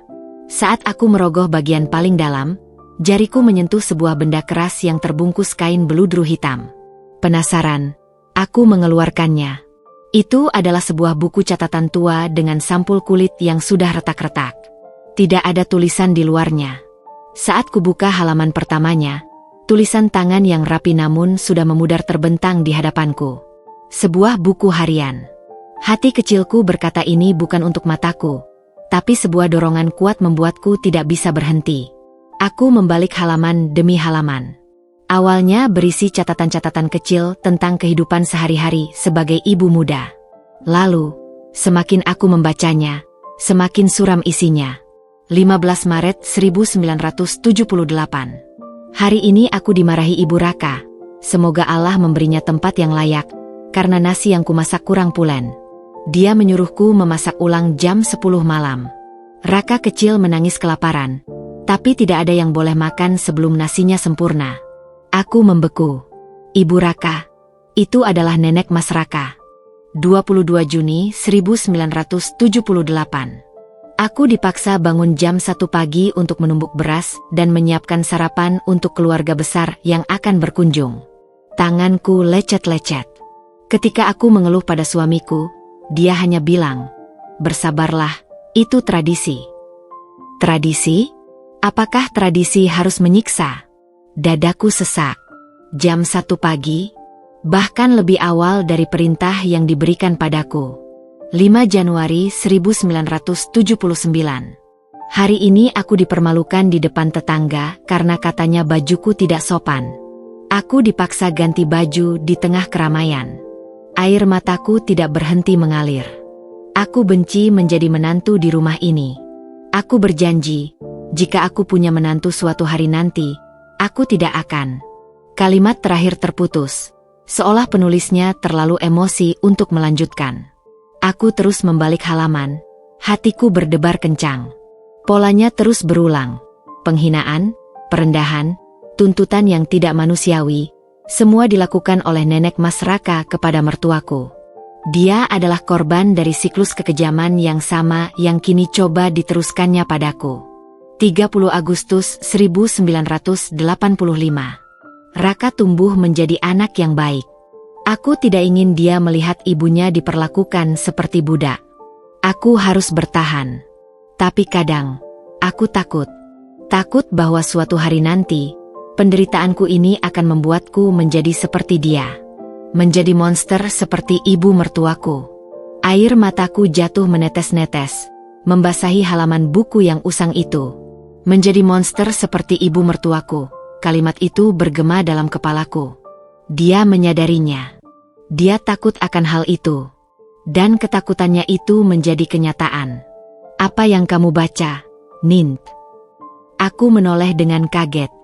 Mas Raka berdiri di belakangku, wajahnya penuh tanya. Dengan tangan gemetar, kuberikan buku harian itu padanya. Aku tidak sengaja menemukannya di lemari. Dia mengambil buku itu, matanya menyapu beberapa halaman. Wajahnya berubah pucat, lalu memerah, lalu dipenuhi oleh kesedihan yang mendalam. Dia membalik beberapa halaman lagi, lalu menutupnya dengan keras, seperti tidak tahan melanjutkan. "Jadi, ini alasannya," bisiknya, suaranya serak. Dia menjatuhkan diri di kursi di dekatku, memegangi kepalanya. Aku pernah dengar sepenggal cerita tentang betapa kerasnya nenek pada ibu. Tapi tidak pernah sedetail ini. Ayah juga jarang bicara. Dia mengalami semua yang hampir dia lakukan padaku. Ucapku masih tercekat. Bahkan lebih buruk. Dia dipaksa bangun jam 1 pagi, dipermalukan di depan umum. Dia adalah korban, Nin, kata Mas Raka, matanya berkaca-kaca. Dan tanpa disadari, dia menjadi pelaku. Dia mengira itu adalah cara mengukuhkan posisimu, cara membuatmu layak menjadi istri dan calon ibu, seperti yang dia alami. Aku mengerti, Mas. Tapi, mengerti tidak serta-merta membuatnya tidak menyakitkan. Jawabku, membersihkan air mata di pipiku. Dia punya kesempatan untuk memutus rantai itu. Dia menulisnya di sini. Dia takut menjadi monster seperti nenekmu. Tapi dia tidak berhasil melawannya. Mas Raka memandangku, dan untuk pertama kalinya, aku melihat bukan hanya rasa bersalah di matanya, tapi juga sebuah pencerahan yang pahit. Selama ini dia melihat ibunya sebagai sosok yang tegas dan otoriter secara alami. Tapi sekarang, dia melihat akar dari semua itu, sebuah lingkaran setan kekejaman yang diturunkan dari generasi ke generasi. Ini menjelaskan banyak hal. Gumannya, mengapa ibu tidak pernah dekat secara emosional? Mengapa dia selalu terasa dingin? Mengapa dia begitu terobsesi dengan tradisi dan kewajiban? Kami duduk dalam keheningan, ditemani oleh hantu-hantu dari masa lalu yang terangkum dalam buku harian usang itu.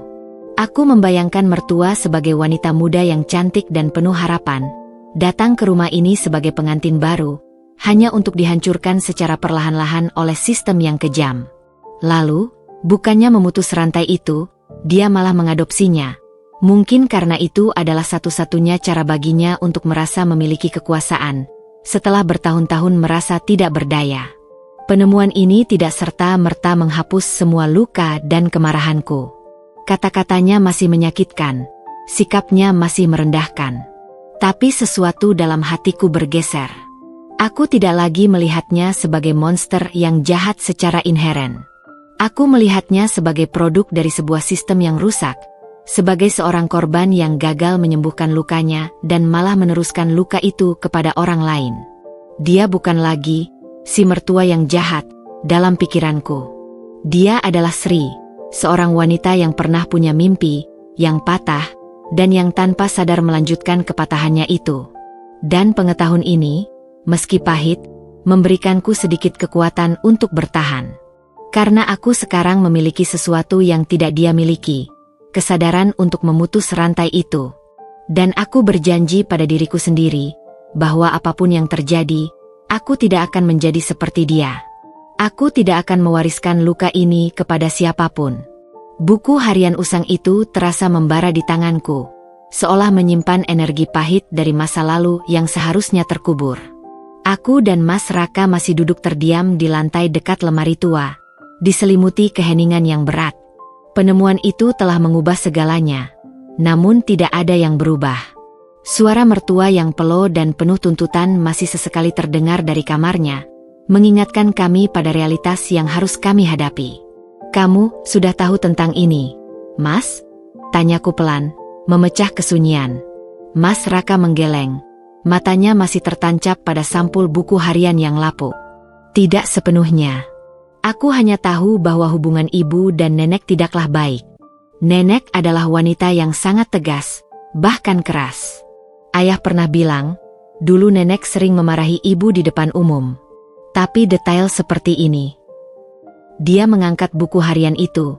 Ini adalah hantu yang sama sekali berbeda. Dia membuka kembali buku itu, membalik halaman-halaman dengan hati-hati, seolah takut akan menghancurkan bukti dari penderitaan yang telah lama tersembunyi. Dia menulis di sini, "Nin," bisiknya, suaranya bergetar.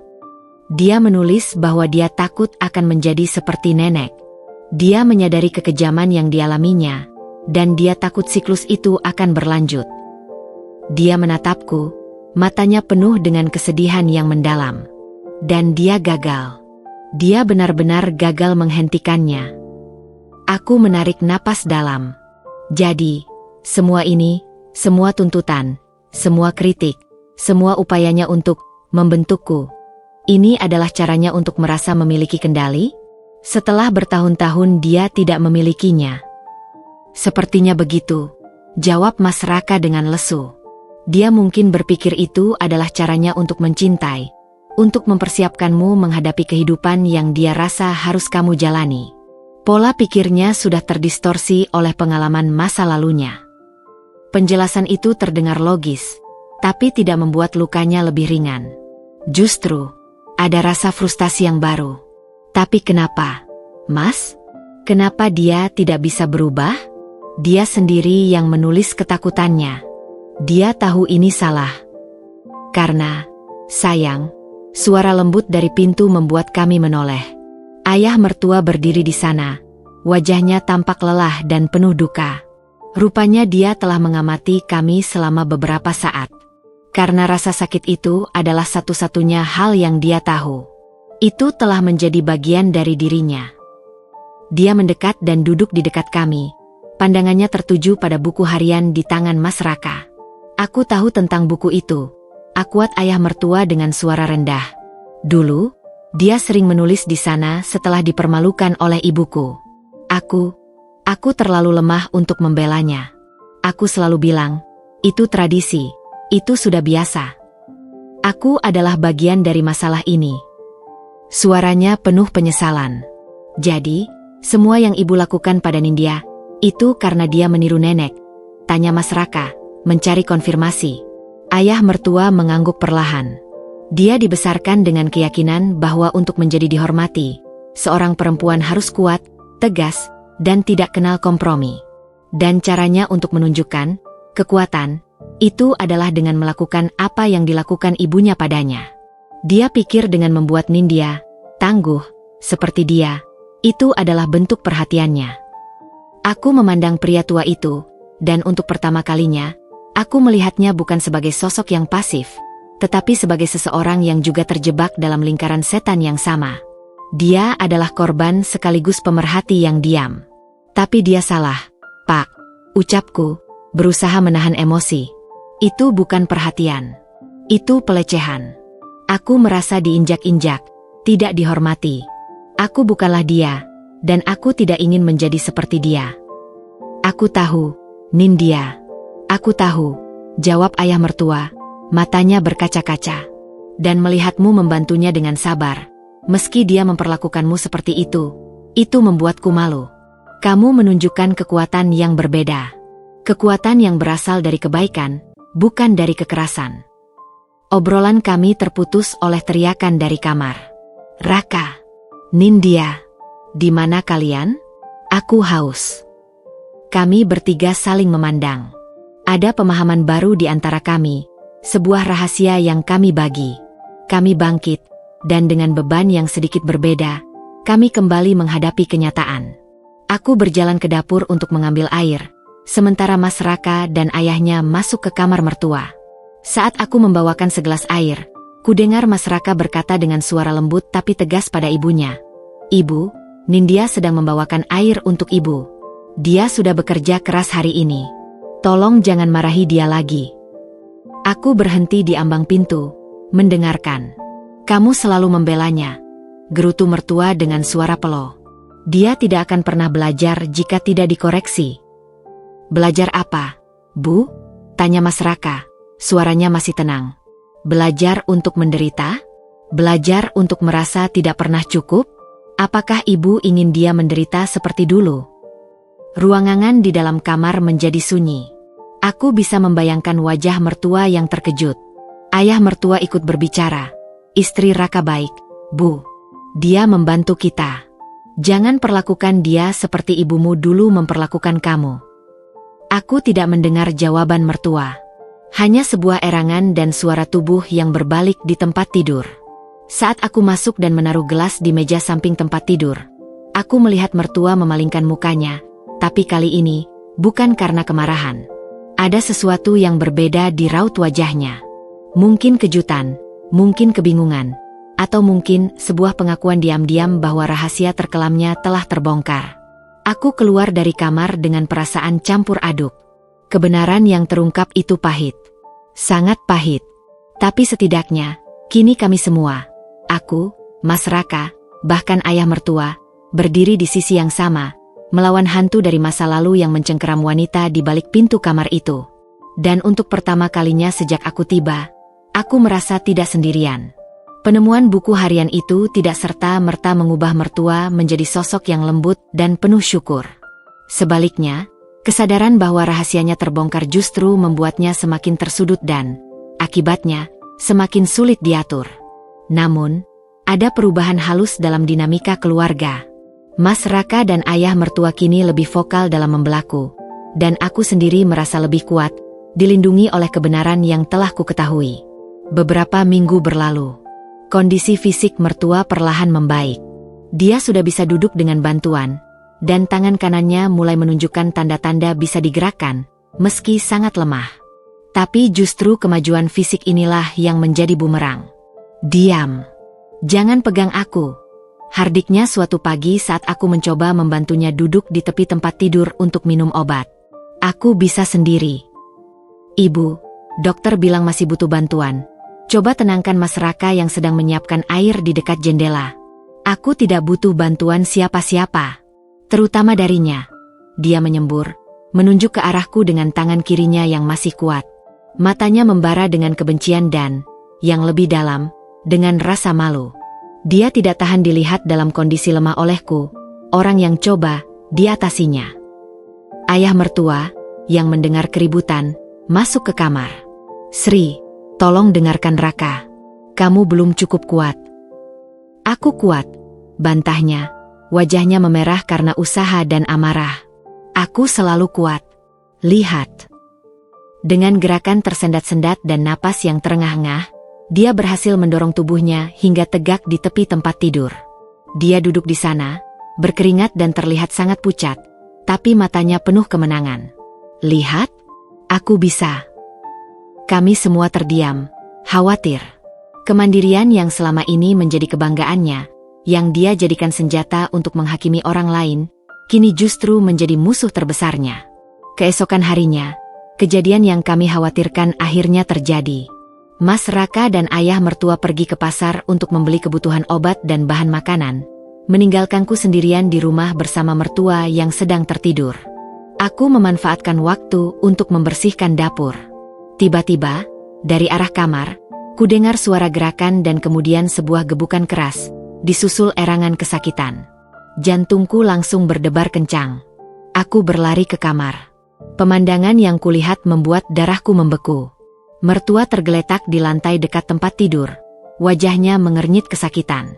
Dia berusaha berdiri sendiri untuk pergi ke kamar mandi tanpa memanggilku, dan terjatuh. "Ibu!" teriakku, bergegas berlutut di sampingnya. "Ibu, apa ibu baik-baik saja? Di mana yang sakit?" "Pergi," desisnya, meski raut kesakitan di wajahnya tidak bisa dibohongi. "Jangan sentuh aku." Tapi kali ini, aku tidak mendengarkannya. "Ibu tidak bisa bergerak, Bu. Ibu mungkin memperparah lukanya. Aku harus menolong ibu." Dengan tenaga sekuat mungkin, aku mencoba mengangkatnya. Dia ringkih, tapi perlawanannya membuatnya terasa sangat berat. "Lepaskan aku. Aku tidak butuh bantuanmu," teriaknya, mencoba melepaskan diri, tapi justru membuatnya kesakitan dan mengerang. "Ibu, tolong," pintaku, napasku tersengal. "Biarkan aku menolong ibu. Aku tidak akan menyakiti ibu." Tiba-tiba, dia berhenti melawan. Mungkin karena rasa sakit yang terlalu parah, atau mungkin karena dia menyadari bahwa dia benar-benar tidak berdaya. Dia membiarkanku membopongnya kembali ke tempat tidur. Saat aku membaringkannya, kulihat air mata di sudut matanya. Bukan air mata kemarahan, tapi air mata frustasi dan kepasrahan. Kenapa kamu menolongku?" bisiknya, suaranya peluh dan penuh dengan rasa tidak percaya. "Setelah semua yang aku lakukan padamu." Aku membersihkan keringat di dahinya dengan kain lembut. "Karena ibu butuh pertolongan," jawabku sederhana. "Dan karena aku di sini untuk membantu." Dia memalingkan muka, menatap kosong ke dinding. Aku jatuh," ucapnya, seolah mengakui sebuah kekalahan besar. "Ibu memang jatuh. Tapi sekarang ibu sudah aman." Saat Mas Raka dan ayah mertua pulang dan mendengar kejadian itu, kepanikan melanda mereka. Mereka segera memanggil mantri desa untuk memeriksanya. Untungnya, tidak ada tulang yang patah, tapi otot di pinggulnya tertarik dan memar parah. Kondisinya kembali mundur. Dia harus kembali terbaring lama, dan kali ini, dengan rasa sakit yang lebih besar. Malam itu, setelah semua tenang, Mas Raka menemukiku di teras belakang, menatap kegelapan. "Nin," panggilnya, duduk di sampingku. "Ayah bilang ini adalah karma untuk ibu."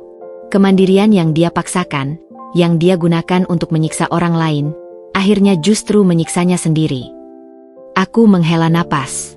Kata karma terasa keras, tapi tidak bisa disangkal kebenarannya. Aku tidak merasa menang, Mas. Melihatnya terbaring tak berdaya dan kesakitan, itu hanya membuatku sedih. "Aku tahu, kamu memiliki hati yang baik, Nin. Lebih baik dari yang dia, atau bahkan aku, layak dapatkan." Aku memandangnya. Karma bukan tentang balas dendam, kan? Ini tentang konsekuensi. Dia menabur kebencian dan kekakuan, dan sekarang dia menuai buahnya, isolasi dan penderitaan yang dia ciptakan sendiri. Dia mengangguk, memegang tanganku. Dan kita? Apa yang akan kita tabur, Nin? Pertanyaannya menggantung di udara.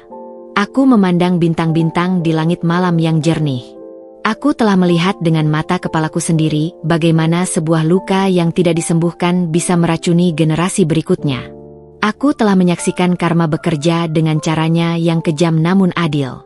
Aku akan menabur pengertian, Mas, jawabku akhirnya, suaraku tegas. Bukan kepatuhan buta. Aku akan menabur kekuatan, bukan kekerasan.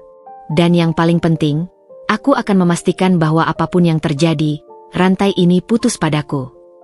Pelukan Mas Raka terasa hangat di udara malam yang mulai dingin. Di dalam kamar, mertua mungkin sedang memikirkan kejatuhannya, tentang harga dirinya yang tercabik, tentang karma yang datang lebih cepat dari yang dia kira. Dan kami di sini, di teras, bertekad untuk memastikan bahwa karma untuk generasi kami akan berbeda. Akan berupa berkah, bukan kutukan. Kecelakaan itu menjadi titik balik.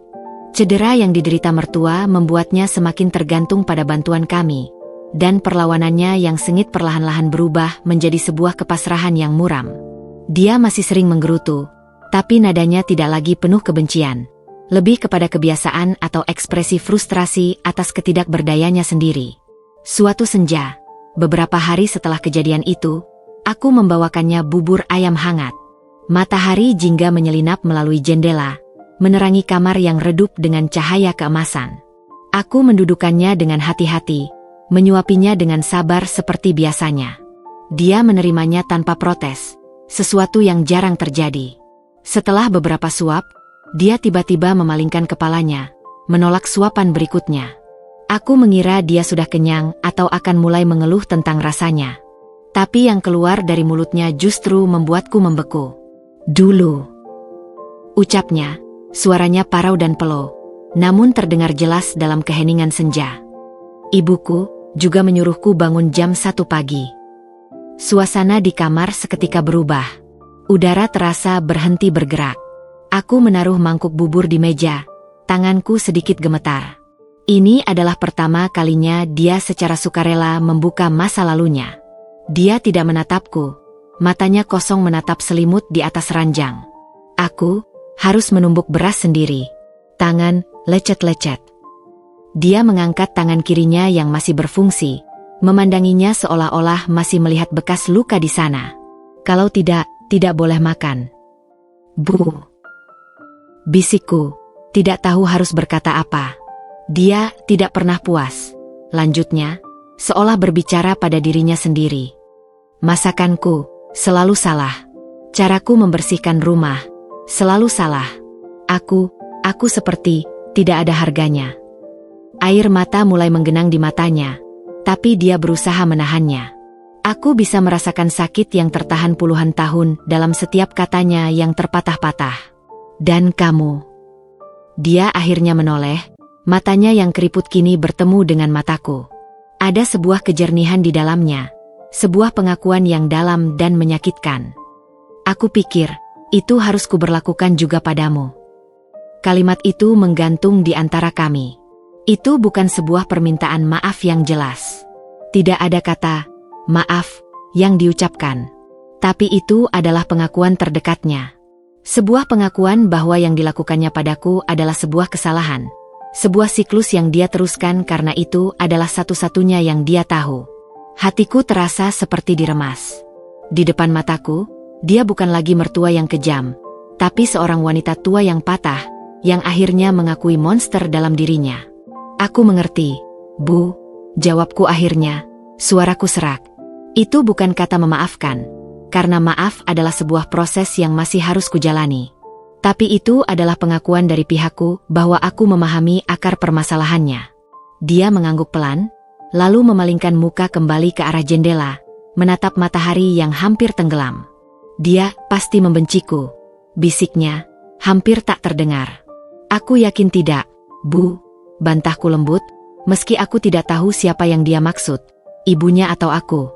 Dia seharusnya gumamnya, dan kemudian dia menutup matanya, mengakhirinya pembicaraan.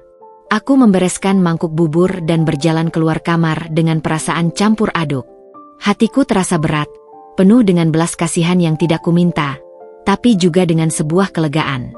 Setelah sekian lama, setelah sekian banyak luka, akhirnya ada pengakuan. Itu tidak menyembuhkan segalanya, tapi itu adalah sebuah awal. Mas Raka, yang rupanya telah berdiri di luar kamar dan mendengar segalanya, menyambutku dengan pelukan erat. Dia mengakui itu. Mas, bisikku, menahan isakan. Dia tahu yang dilakukannya salah. Aku dengar, sayang, jawabnya, mengecup keningku. Itu lebih dari yang pernah kuharapkan. Malam itu, saat kami berbaring di kasur tipis di ruang tamu, Mas Raka berkata, mungkin, untuk seseorang seperti ibu, mengakui kesalahan adalah hal yang lebih sulit daripada meminta maaf. Itu adalah caranya. Aku memikirkan kata-katanya. Dia benar. Bagi mertua, yang harga dirinya dibangun di atas ilusi kekuatan dan kontrol, mengakui bahwa dia telah melakukan kesalahan yang sama dengan orang yang paling dia benci, ibunya sendiri, adalah sebuah kekalahan yang sangat besar. Itu adalah sebuah permintaan maaf dalam bentuknya yang paling mentah dan paling jujur. Keesokan harinya, sikap mertua tidak berubah drastis. Dia tidak tiba-tiba menjadi ibu mertua yang penuh kasih. Tapi ada sesuatu yang berbeda.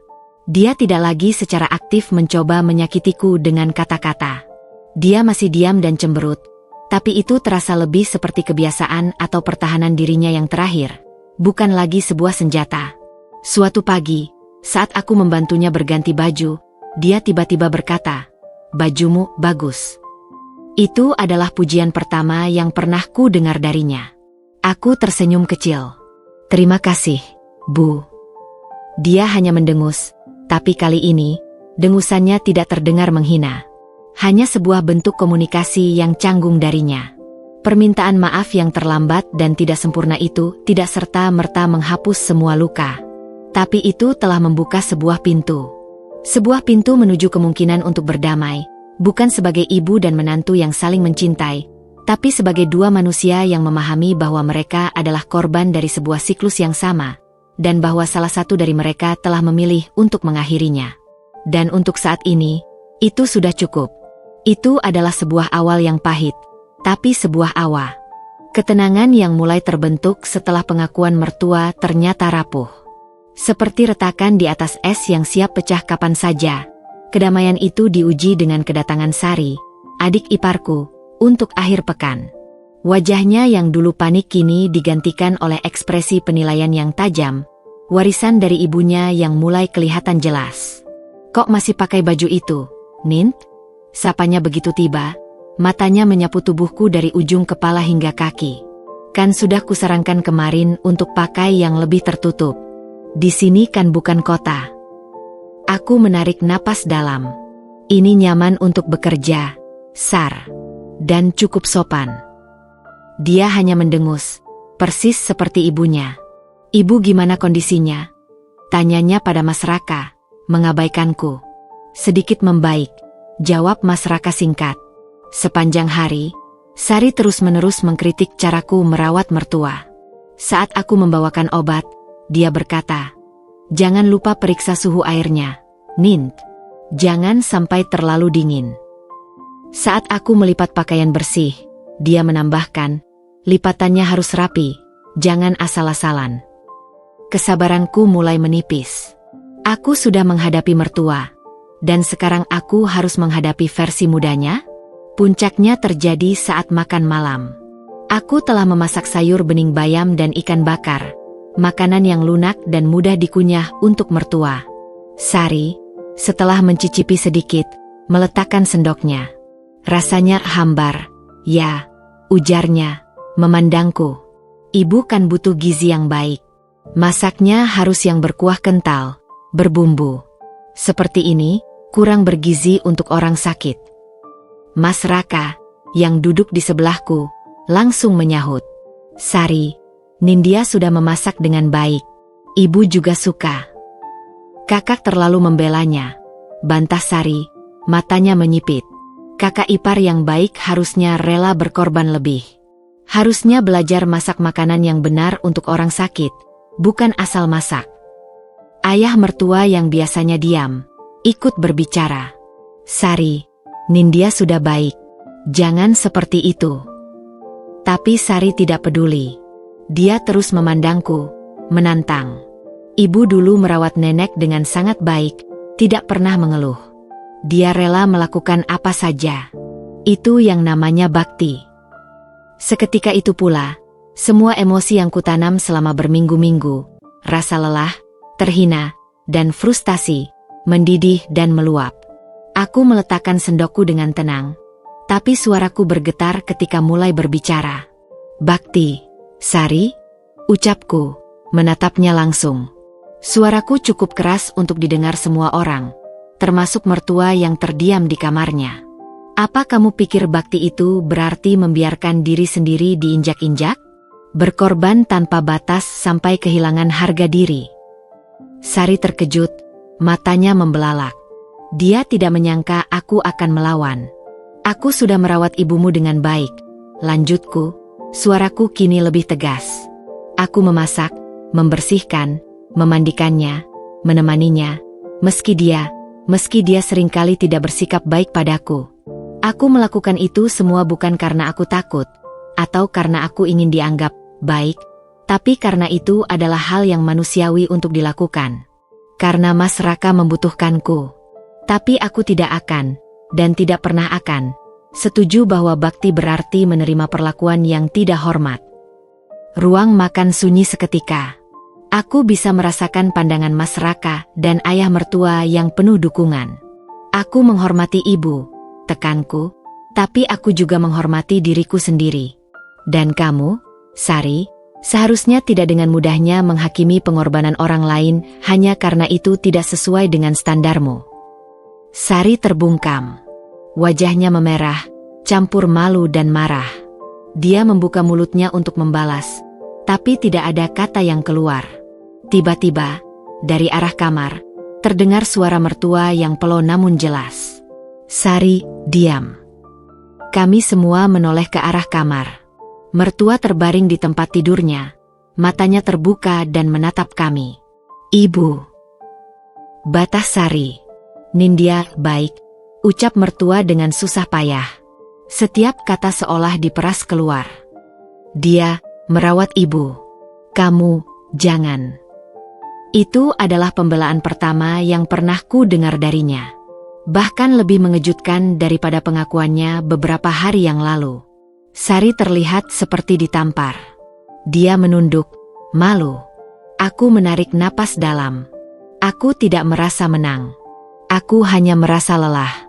Tapi ada sebuah kepuasan, sebuah kekuatan baru yang mengalir dalam diriku. Aku telah berdiri tegak, tidak hanya di hadapan mertua, tapi juga di hadapan pewaris pola pikirnya. Dan kali ini, aku tidak sendirian. Bahkan mertua sendiri, dalam kondisinya yang terbatas, telah membelaku. Sar, kata Mas Raka, memecah keheningan. Kamu harus minta maaf pada Nindya. Sari masih menunduk untuk beberapa saat, lalu akhirnya mengangkat kepalanya. Matanya berkaca-kaca. Maafkan aku, Nindya. Aku hanya khawatir pada ibu. Aku mengerti, jawabku. Tapi tolong, jangan lagi merendahkan usahaku. Dia mengangguk, dan untuk pertama kalinya, aku melihat kerendahan hati di matanya. Malam itu, setelah semuanya tenang, Mas Raka memelukku erat. Aku sangat bangga padamu, Nin. Kamu tidak hanya bertahan, kamu mengajari kami semua sebuah pelajaran tentang harga diri dan makna bakti yang sebenarnya. Aku mendekatkan kepala di dadanya, merasakan detak jantungnya yang tenang. Ujian kedua itu telah berlalu. Dan sekali lagi, aku berhasil melewatinya dengan integritasku tetap utuh. Aku mulai percaya bahwa mungkin, hanya mungkin, semua penderitaan ini akan membawa pada sebuah akhir yang lebih baik. Sebuah akhir di mana setiap orang belajar dan tumbuh, termasuk diriku sendiri. Udara di ruang makan masih terasa tegang setelah konfrontasiku dengan Sari. Meskipun mertua telah membelaku dan Sari telah meminta maaf, sebuah pertanyaan besar menggantung di antara kami. Apakah pola pikir lama ini benar-benar bisa berubah, atau hanya beradaptasi sementara? Keesokan paginya, Sari terlihat lebih pendiam, menghindari kontak mata, sibuk membereskan barang-barangnya karena harus kembali ke Semarang siang itu. Sebelum keberangkatannya, dia menghampiriku di dapur saat aku sedang mencuci piring. "Nindya," panggilnya, suaranya rendah. Aku menoleh, siap menghadapi apapun. Aku ingin bicara serius," katanya, tangannya meremas-remas ujung selendangnya. "Tentang apa yang terjadi kemarin." Aku mengeringkan tanganku dan menatapnya, memberi ruang baginya untuk berbicara. "Aku tidak menyangka kamu akan melawan seperti itu," akuatnya, bukan dengan nada menuduh, tapi lebih kepada kagum. "Selama ini, dalam keluargaku, tidak ada yang berani melawan ibu, atau melawan pemikiran yang dia turunkan." Dia menarik napas. "Aku tumbuh besar melihat ibu selalu menuntut, selalu mengkritik. Aku pikir itulah cara dunia bekerja. Bahwa perempuan harus kuat dengan cara seperti itu, dengan mengontrol, dengan menuntut kesempurnaan." Aku mengangguk, mulai memahami. "Dan kamu berpikir dengan mengkritikku, kamu sedang membantuku menjadi kuat seperti itu?" Dia mengangguk, wajahnya dipenuhi penyesalan. "Aku melihat bagaimana ibu memperlakukanmu, dan dalam hatiku, aku berpikir, Nindya harus melalui ini untuk bisa diterima, untuk menjadi bagian dari keluarga. Itu salah, aku tahu sekarang. Melihat kamu berdiri tegak kemarin, melihat bahkan ibu membelamu." Dia menggeleng pelan. "Itu membuka mataku. Kekuatan yang sebenarnya bukan tentang membuat orang lain takut padamu. Itu tentang, seperti kamu, tetap baik dan tegas, sekaligus." Aku tersentuh oleh kejujurannya. Setiap keluarga punya dinamikanya sendiri, Sar. Tapi satu hal yang kupelajari, kita tidak harus menerima warisan yang beracun. Kita bisa memilih untuk berubah. "Dapatkah kita?" tanyanya, ragu. "Lihat ibu. Dia menghabiskan seluruh hidupnya dalam pola itu. Tapi dia mulai berubah, bukan? Sedikit demi sedikit. Itu membuktikan bahwa tidak ada yang mustahil." Aku meletakkan tangan di pundaknya. Kita, sebagai generasi berikutnya, punya tanggung jawab untuk memutus rantai itu. Dimulai dari hal kecil. Dari cara kita memperlakukan satu sama lain. Sari tersenyum kecil, untuk pertama kalinya sejak dia tiba. "Terima kasih, Nindya. Maafkan aku. Aku berjanji akan berusaha lebih baik." Setelah Sari pergi, suasana di rumah terasa lebih ringan. Tapi ujian belum berakhir. Di sore hari, saat aku mengganti perban mertua, dia tiba-tiba berkata, "Kamu keras kepala." Aku berhenti, memandangnya. Apakah ini akan menjadi kemunduran? Tapi ekspresinya tidak marah. Ada sesuatu yang mirip, rasa hormat di matanya. "Seperti aku dulu," lanjutnya. Suaranya bergetar. "Tapi, arahmu berbeda." Aku tersenyum. "Mungkin, Bu. Tapi aku belajar dari yang terbaik." Itu adalah sebuah pengakuan halus bahwa aku melihat kekuatannya, meski aku tidak menyetujui caranya. Dia mendengus, tapi kali ini, ada sedikit senyuman di sudut mulutnya yang mencong. Sebuah kemajuan yang signifikan. Malamnya, kami sekeluarga, aku, Mas Raka, dan ayah mertua, duduk di teras menikmati angin malam. Ayah mertua yang biasanya pendiam, tiba-tiba berbicara. "Nindya," panggilnya. "Ayah, kami ingin meminta maaf." Aku terkejut. "Ayah?" Dia mengangguk, matanya berkaca-kaca. "Selama ini, aku diam. Melihat istriku memperlakukanmu tidak adil. Melihat warisan rasa sakit dari ibuku meracuni keluargaku sendiri. Aku tidak melakukan apa-apa. Aku bagian dari masalah ini." "Pak," bisikku, tersentuh. "Tidak, biarkan ayah melanjutkan," potong Mas Raka, memegang tanganku. Ayah bangga padamu, Nindya, ucap ayah mertua.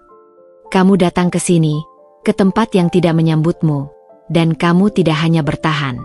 Kamu mengajari kami semua tentang keberanian. Kamu menunjukkan pada istriku bahwa ada cara lain untuk menjadi kuat. Kamu menunjukkan pada anakku untuk berdiri di pihak yang benar. Dan kamu menunjukkan padaku bahwa diam bukanlah sebuah pilihan ketika melihat ketidakadilan. Air mataku akhirnya menetes. Kata-katanya begitu tulus dan penuh penyesalan, tapi juga penuh harapan. Keluarga ini berutang budi padamu, tambahnya. Dan kami berjanji, mulai sekarang, kami akan membangun tradisi baru. Tradisi berdasarkan rasa hormat dan kebaikan, bukan tuntutan dan kekerasan. Pada malam yang tenang di Blora itu, di bawah langit berbintang, aku merasa sebuah pergeseran besar telah terjadi. Aku tidak lagi menjadi orang luar yang berjuang untuk diterima. Aku telah menjadi katalisator untuk perubahan. Aku telah berdiri tegak, tidak dengan kemarahan atau kebencian, tapi dengan keyakinan pada harga diriku sendiri. Dan dengan berdiri tegak, aku telah menginspirasi orang lain untuk melakukan hal yang sama. Perjalanan ini mungkin dimulai dengan paksaanku untuk bangun jam 2 pagi, tapi itu mengantarkanku pada sebuah penemuan yang jauh lebih berharga, suaraku sendiri, dan kekuatannya untuk mengubah sebuah keluarga. Aku memasuki rumah ini sebagai seorang korban, tapi aku akan keluar sebagai seorang pemenang. Seorang pemenang yang tidak hanya memenangkan pertempuran untuk dirinya sendiri, tapi juga perang melawan warisan racun yang telah berlangsung terlalu lama. Minggu-minggu berikutnya terasa seperti embun pagi yang perlahan-lahan mencairkan es yang telah membeku selama puluhan tahun. Perubahan di rumah mertua tidak terjadi dalam semalam, tetapi melalui serangkaian momen kecil yang hampir tak terlihat, namun sangat berarti bagiku. Suatu pagi, mertua membiarkanku menyuapinya tanpa satupun kritik tentang suhu atau rasa makanannya. Dia hanya mengunyah perlahan, lalu berkata, "Enak." Hanya satu kata, tapi itu adalah pujian pertama yang sungguh-sungguh kudengar darinya. Di lain waktu, saat aku membantunya bergerak ke kursi roda untuk pertama kalinya sejak jatuh, tangannya yang lemah tiba-tiba menepuk punggung tanganku. Sebuah gestur kecil, tapi membuatku terkejut. "Terima kasih," ucapnya. Suaranya masih peluh, tapi tulus. Namun, perubahan paling signifikan justru datang dari sosok yang paling tak kuduga, ayah mertua. Pria yang selama ini lebih banyak diam di sudut rumah, tiba-tiba menemukan suaranya. Suatu sore, ketika seorang tetangga datang menjenguk dan berkomentar, "Wah, Nindya pinter sekali merawat mertua." Tapi ya, itu kewajiban menantu. Ya, ayah mertua yang sedang duduk di teras langsung menyahut. "Bukan kewajiban, Pak Darmo," katanya dengan suara tegas yang membuatku dan tetangga itu terkejut. "Itu kemurahan hati. Menantu saya tidak harus melakukan ini. Dia bisa tinggal nyaman di kota, tapi dia memilih untuk datang ke sini dan merawat istri saya dengan sabar. Meski..." Dia berhenti sejenak, "meski istri saya dulu tidak selalu baik padanya." Ruang tamu menjadi sunyi. Tetangga itu terlihat malu. "Oh, iya, maksud saya. Kami yang berutang budi padanya," sambung ayah mertua, tidak memberi kesempatan pada tetangga itu untuk melanjutkan. "Bukan sebaliknya." Setelah tetangga itu pergi, aku mendekati ayah mertua. "Terima kasih, Pak." Dia tersenyum, senyum yang hangat dan berbeda dari biasanya. "Aku seharusnya melakukannya sejak lama, Nindya. Ayah malu butuh waktu sampai umur segini untuk belajar berdiri untuk hal yang benar." Perubahan ayah mertua ternyata memiliki efek domino. Sikapnya yang baru seolah memberi izin pada orang lain di rumah itu untuk lebih terbuka. Suatu malam, saat kami berkumpul untuk makan malam, dengan mertua sudah bisa duduk di kursi rodanya di meja makan, mertua tiba-tiba berkata, "Raka, anak yang baik." Dia memandang Mas Raka, lalu matanya beralih kepadaku. "Pilihanmu baik." Itu adalah pengakuan publik pertamanya bahwa aku adalah pilihan yang tepat untuk anaknya. Mas Raka memegang tanganku di bawah meja, memberiku tekanan lembut. Aku bisa melihat kebanggaan dan kelegaan di matanya. Bahkan hubungan antara mertua dan ayah mertua pun tampak berubah. Aku sering melihat ayah mertua membacakan koran untuk istrinya, atau sekadar duduk bersamanya di teras menatap pemandangan, sesuatu yang jarang mereka lakukan sebelum sakit. Ada kelembutan yang kembali tumbuh di antara mereka, setelah puluhan tahun terkubur di bawah tumpukan ekspektasi dan kewajiban. Suatu hari, saat aku memijat punggung mertua yang kaku, dia tiba-tiba berkata, "Ibu, dulu salah." Aku berhenti memijat. "Salah bagaimana, Bu?" "Cara memperlakukanmu. Waktu pertama kamu datang." Dia menatap lurus ke depan, seolah berbicara pada dirinya sendiri. "Aku pikir, harus membuatmu kuat. Seperti aku." Dia menghela napas, tapi malah menyakiti. "Aku tahu, Bu," jawabku lembut. "Tapi sekarang sudah berbeda." Dia mengangguk. "Kamu mengajariku tentang kekuatan yang lain." Kata-katanya menyentuh kalbuku yang paling dalam. Wanita yang dulu memerintahkan aku bangun jam 2 pagi sekarang mengaku bahwa aku yang mengajarinya tentang makna kekuatan yang sebenarnya. Malam itu, saat aku dan Mas Raka berjalan-jalan kecil di sekitar rumah, dia berkata, "Aku tidak pernah membayangkan bisa melihat perubahan seperti ini, Nin." "Ibu, Ayah, mereka seperti orang yang berbeda." "Mereka bukan orang yang berbeda, Mas," jawabku, memandang bintang-bintang.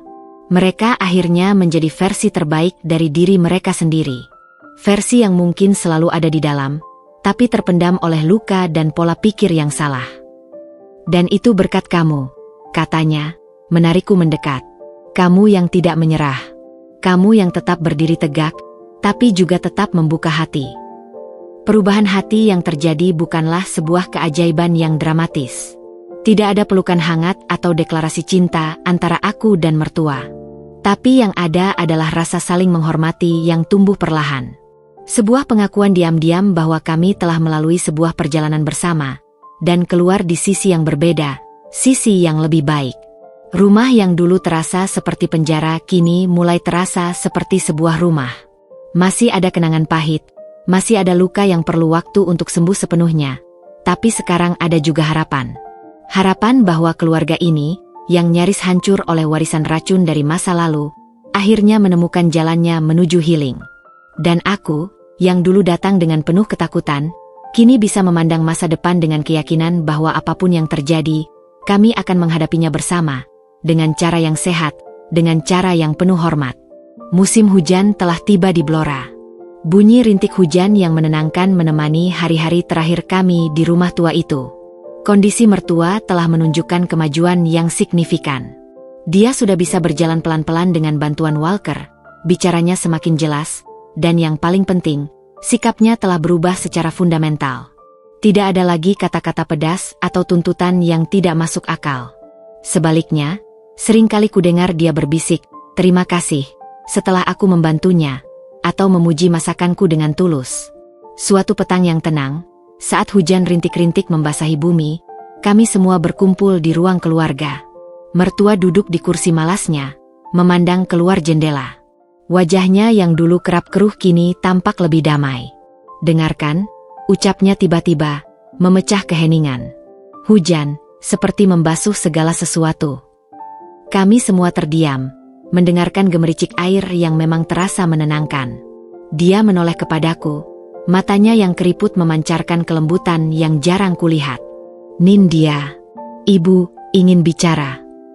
Aku mendekat, duduk di kursi di sebelahnya. "Ada apa, Bu?" Tangannya yang masih lemah berusaha meraih tanganku. "Ibu, tahu waktunya ibu tidak lama lagi." "Jangan berkata begitu, Bu," protes Mas Raka dengan suara serak. Dia menggeleng pelan.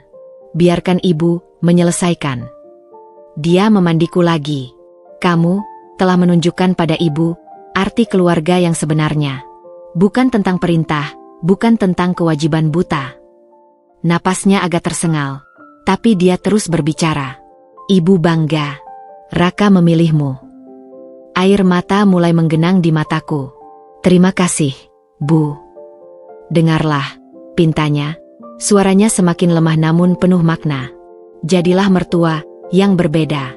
Lebih baik dari ibu. Aku menggenggam tangannya erat. Aku berjanji, Bu. Senyum kecil mengembang di bibirnya, sebuah senyum yang tulus dan penuh kelegaan. Dia memandang kami semua satu persatu, Mas Raka, ayah mertua, dan terakhir padaku. Ibu bahagia, akhirnya. Itu adalah kata-kata terakhir yang sempat diucapkannya dengan jelas. Malam itu, dalam tidurnya, mertua meninggal dengan tenang. Tidak ada erangan kesakitan, tidak ada drama. Hanya sebuah kepergian yang damai, seperti layaknya seseorang yang telah menemukan kedamaian batin sebelum mengucapkan selamat tinggal. Rumah yang dulu dipenuhi ketegangan kini diselimuti kesedihan yang tenang. Namun, yang mengejutkanku, di balik kesedihan itu ada juga rasa syukur. Syukur bahwa kami sempat berdamai, bahwa hubungan kami sempat dipulihkan sebelum akhirnya berpisah untuk selamanya. Beberapa hari setelah pemakaman, saat kami bersiap untuk kembali ke Yogyakarta, ayah mertua menyerahkan sebuah amplop kepadaku. "Ini, untukmu," katanya dengan suara bergetar. "Dia minta untuk memberikannya padamu." Dengan tangan gemetar, kubuka amplop itu. Di dalamnya terdapat selembar kertas yang ditulis dengan tulisan tangan yang tidak rata. Jelas ditulis dengan usaha yang sangat besar dengan tangan kirinya yang masih berfungsi. "Nindya yang baik, jika kamu membaca surat ini, berarti ibu sudah pergi. Ibu menyesal atas semua kesalahan ibu. Kamu adalah menantu yang tidak pernah ibu impikan, tetapi yang paling ibu butuhkan. Kamu mengajarkan ibu tentang cinta tanpa syarat dan kekuatan melalui kebaikan. Jadilah ibu dan mertua yang lebih baik. Putuskan rantai ini untuk selamanya. Terima kasih telah memaafkan ibu. Ibu." Air mata mengalir deras di pipiku. Surat sederhana itu lebih berharga daripada harta apapun. Itu adalah pengakuan terakhirnya, permintaan maafnya, dan restunya untuk masa depan kami. Di mobil, dalam perjalanan pulang, aku memandang surat itu lagi. Mas Raka menatapku. "Apa isinya, Nin?" Kuserahkan surat itu padanya. Setelah membacanya, dia menarik napas dalam. Dia benar-benar berubah di akhir hidupnya. Aku tidak menyangka akan merasa sedih seperti ini. Akuatku membersihkan air mata. Aku benar-benar merindukannya. Dia juga merindukanmu, Nin. Dalam caranya sendiri. Sesampainya di rumah, kami disambut oleh ibu yang telah menunggu dengan cemas. Pelukannya terasa seperti kembali ke dunia yang aman. "Bagaimana kabarnya, Nin?" tanyanya penuh perhatian. Dengan suara bergetar, ku ceritakan semua yang terjadi, perubahan mertua, kata-kata terakhirnya, dan surat yang ditinggalkannya. Ibu mendengarkan dengan mata berkaca-kaca. "Kamu telah melakukan sesuatu yang luar biasa, sayang," bisik ibu sambil memelukku. "Kamu tidak hanya menyembuhkan hubunganmu dengannya, tapi juga membantunya menemukan kedamaian sebelum pergi." Malam itu, saat aku berbaring di tempat tidur kami sendiri setelah sekian lama, aku merenungkan perjalanan ini. Dari kebencian menjadi pengertian, dari luka menjadi pemulihan, dari siklus racun menjadi sebuah akhir yang manis. "Kita akan menjadi orang tua yang berbeda, bukan, Mas?" bisikku dalam kegelapan. Mas Raka menarikku mendekat. "Kita akan menjadi orang tua yang mengajarkan anak-anak kita untuk menghormati orang lain, bukan dengan takut, tapi dengan cinta. Kita akan menjadi mertua yang menyambut menantu kita dengan tangan terbuka, bukan dengan daftar peraturan." Aku tersenyum, merasakan kedamaian yang sejati untuk pertama kalinya sejak semua ini dimulai. Siklus yang dimulai dengan seorang wanita tua yang memerintahkan menantunya bangun jam 2 pagi, berakhir dengan wanita tua yang sama meminta maaf dan memberikan restunya. Hidup memang penuh dengan lingkaran, pikirku. Tapi kita memiliki kekuatan untuk memutus lingkaran yang jahat dan menciptakan yang baru. Lingkaran yang berputar pada poros cinta, pengertian, dan saling menghormati. Dan untuk warisan itulah aku akan berjuang. Warisan yang akan kuteruskan kepada generasi berikutnya, bersamaan dengan cerita tentang bagaimana seorang wanita bernama Nindya berani mengatakan tidak, dan dengan melakukan itu, justru mendapatkan, ya, yang paling berharga dalam hidupnya.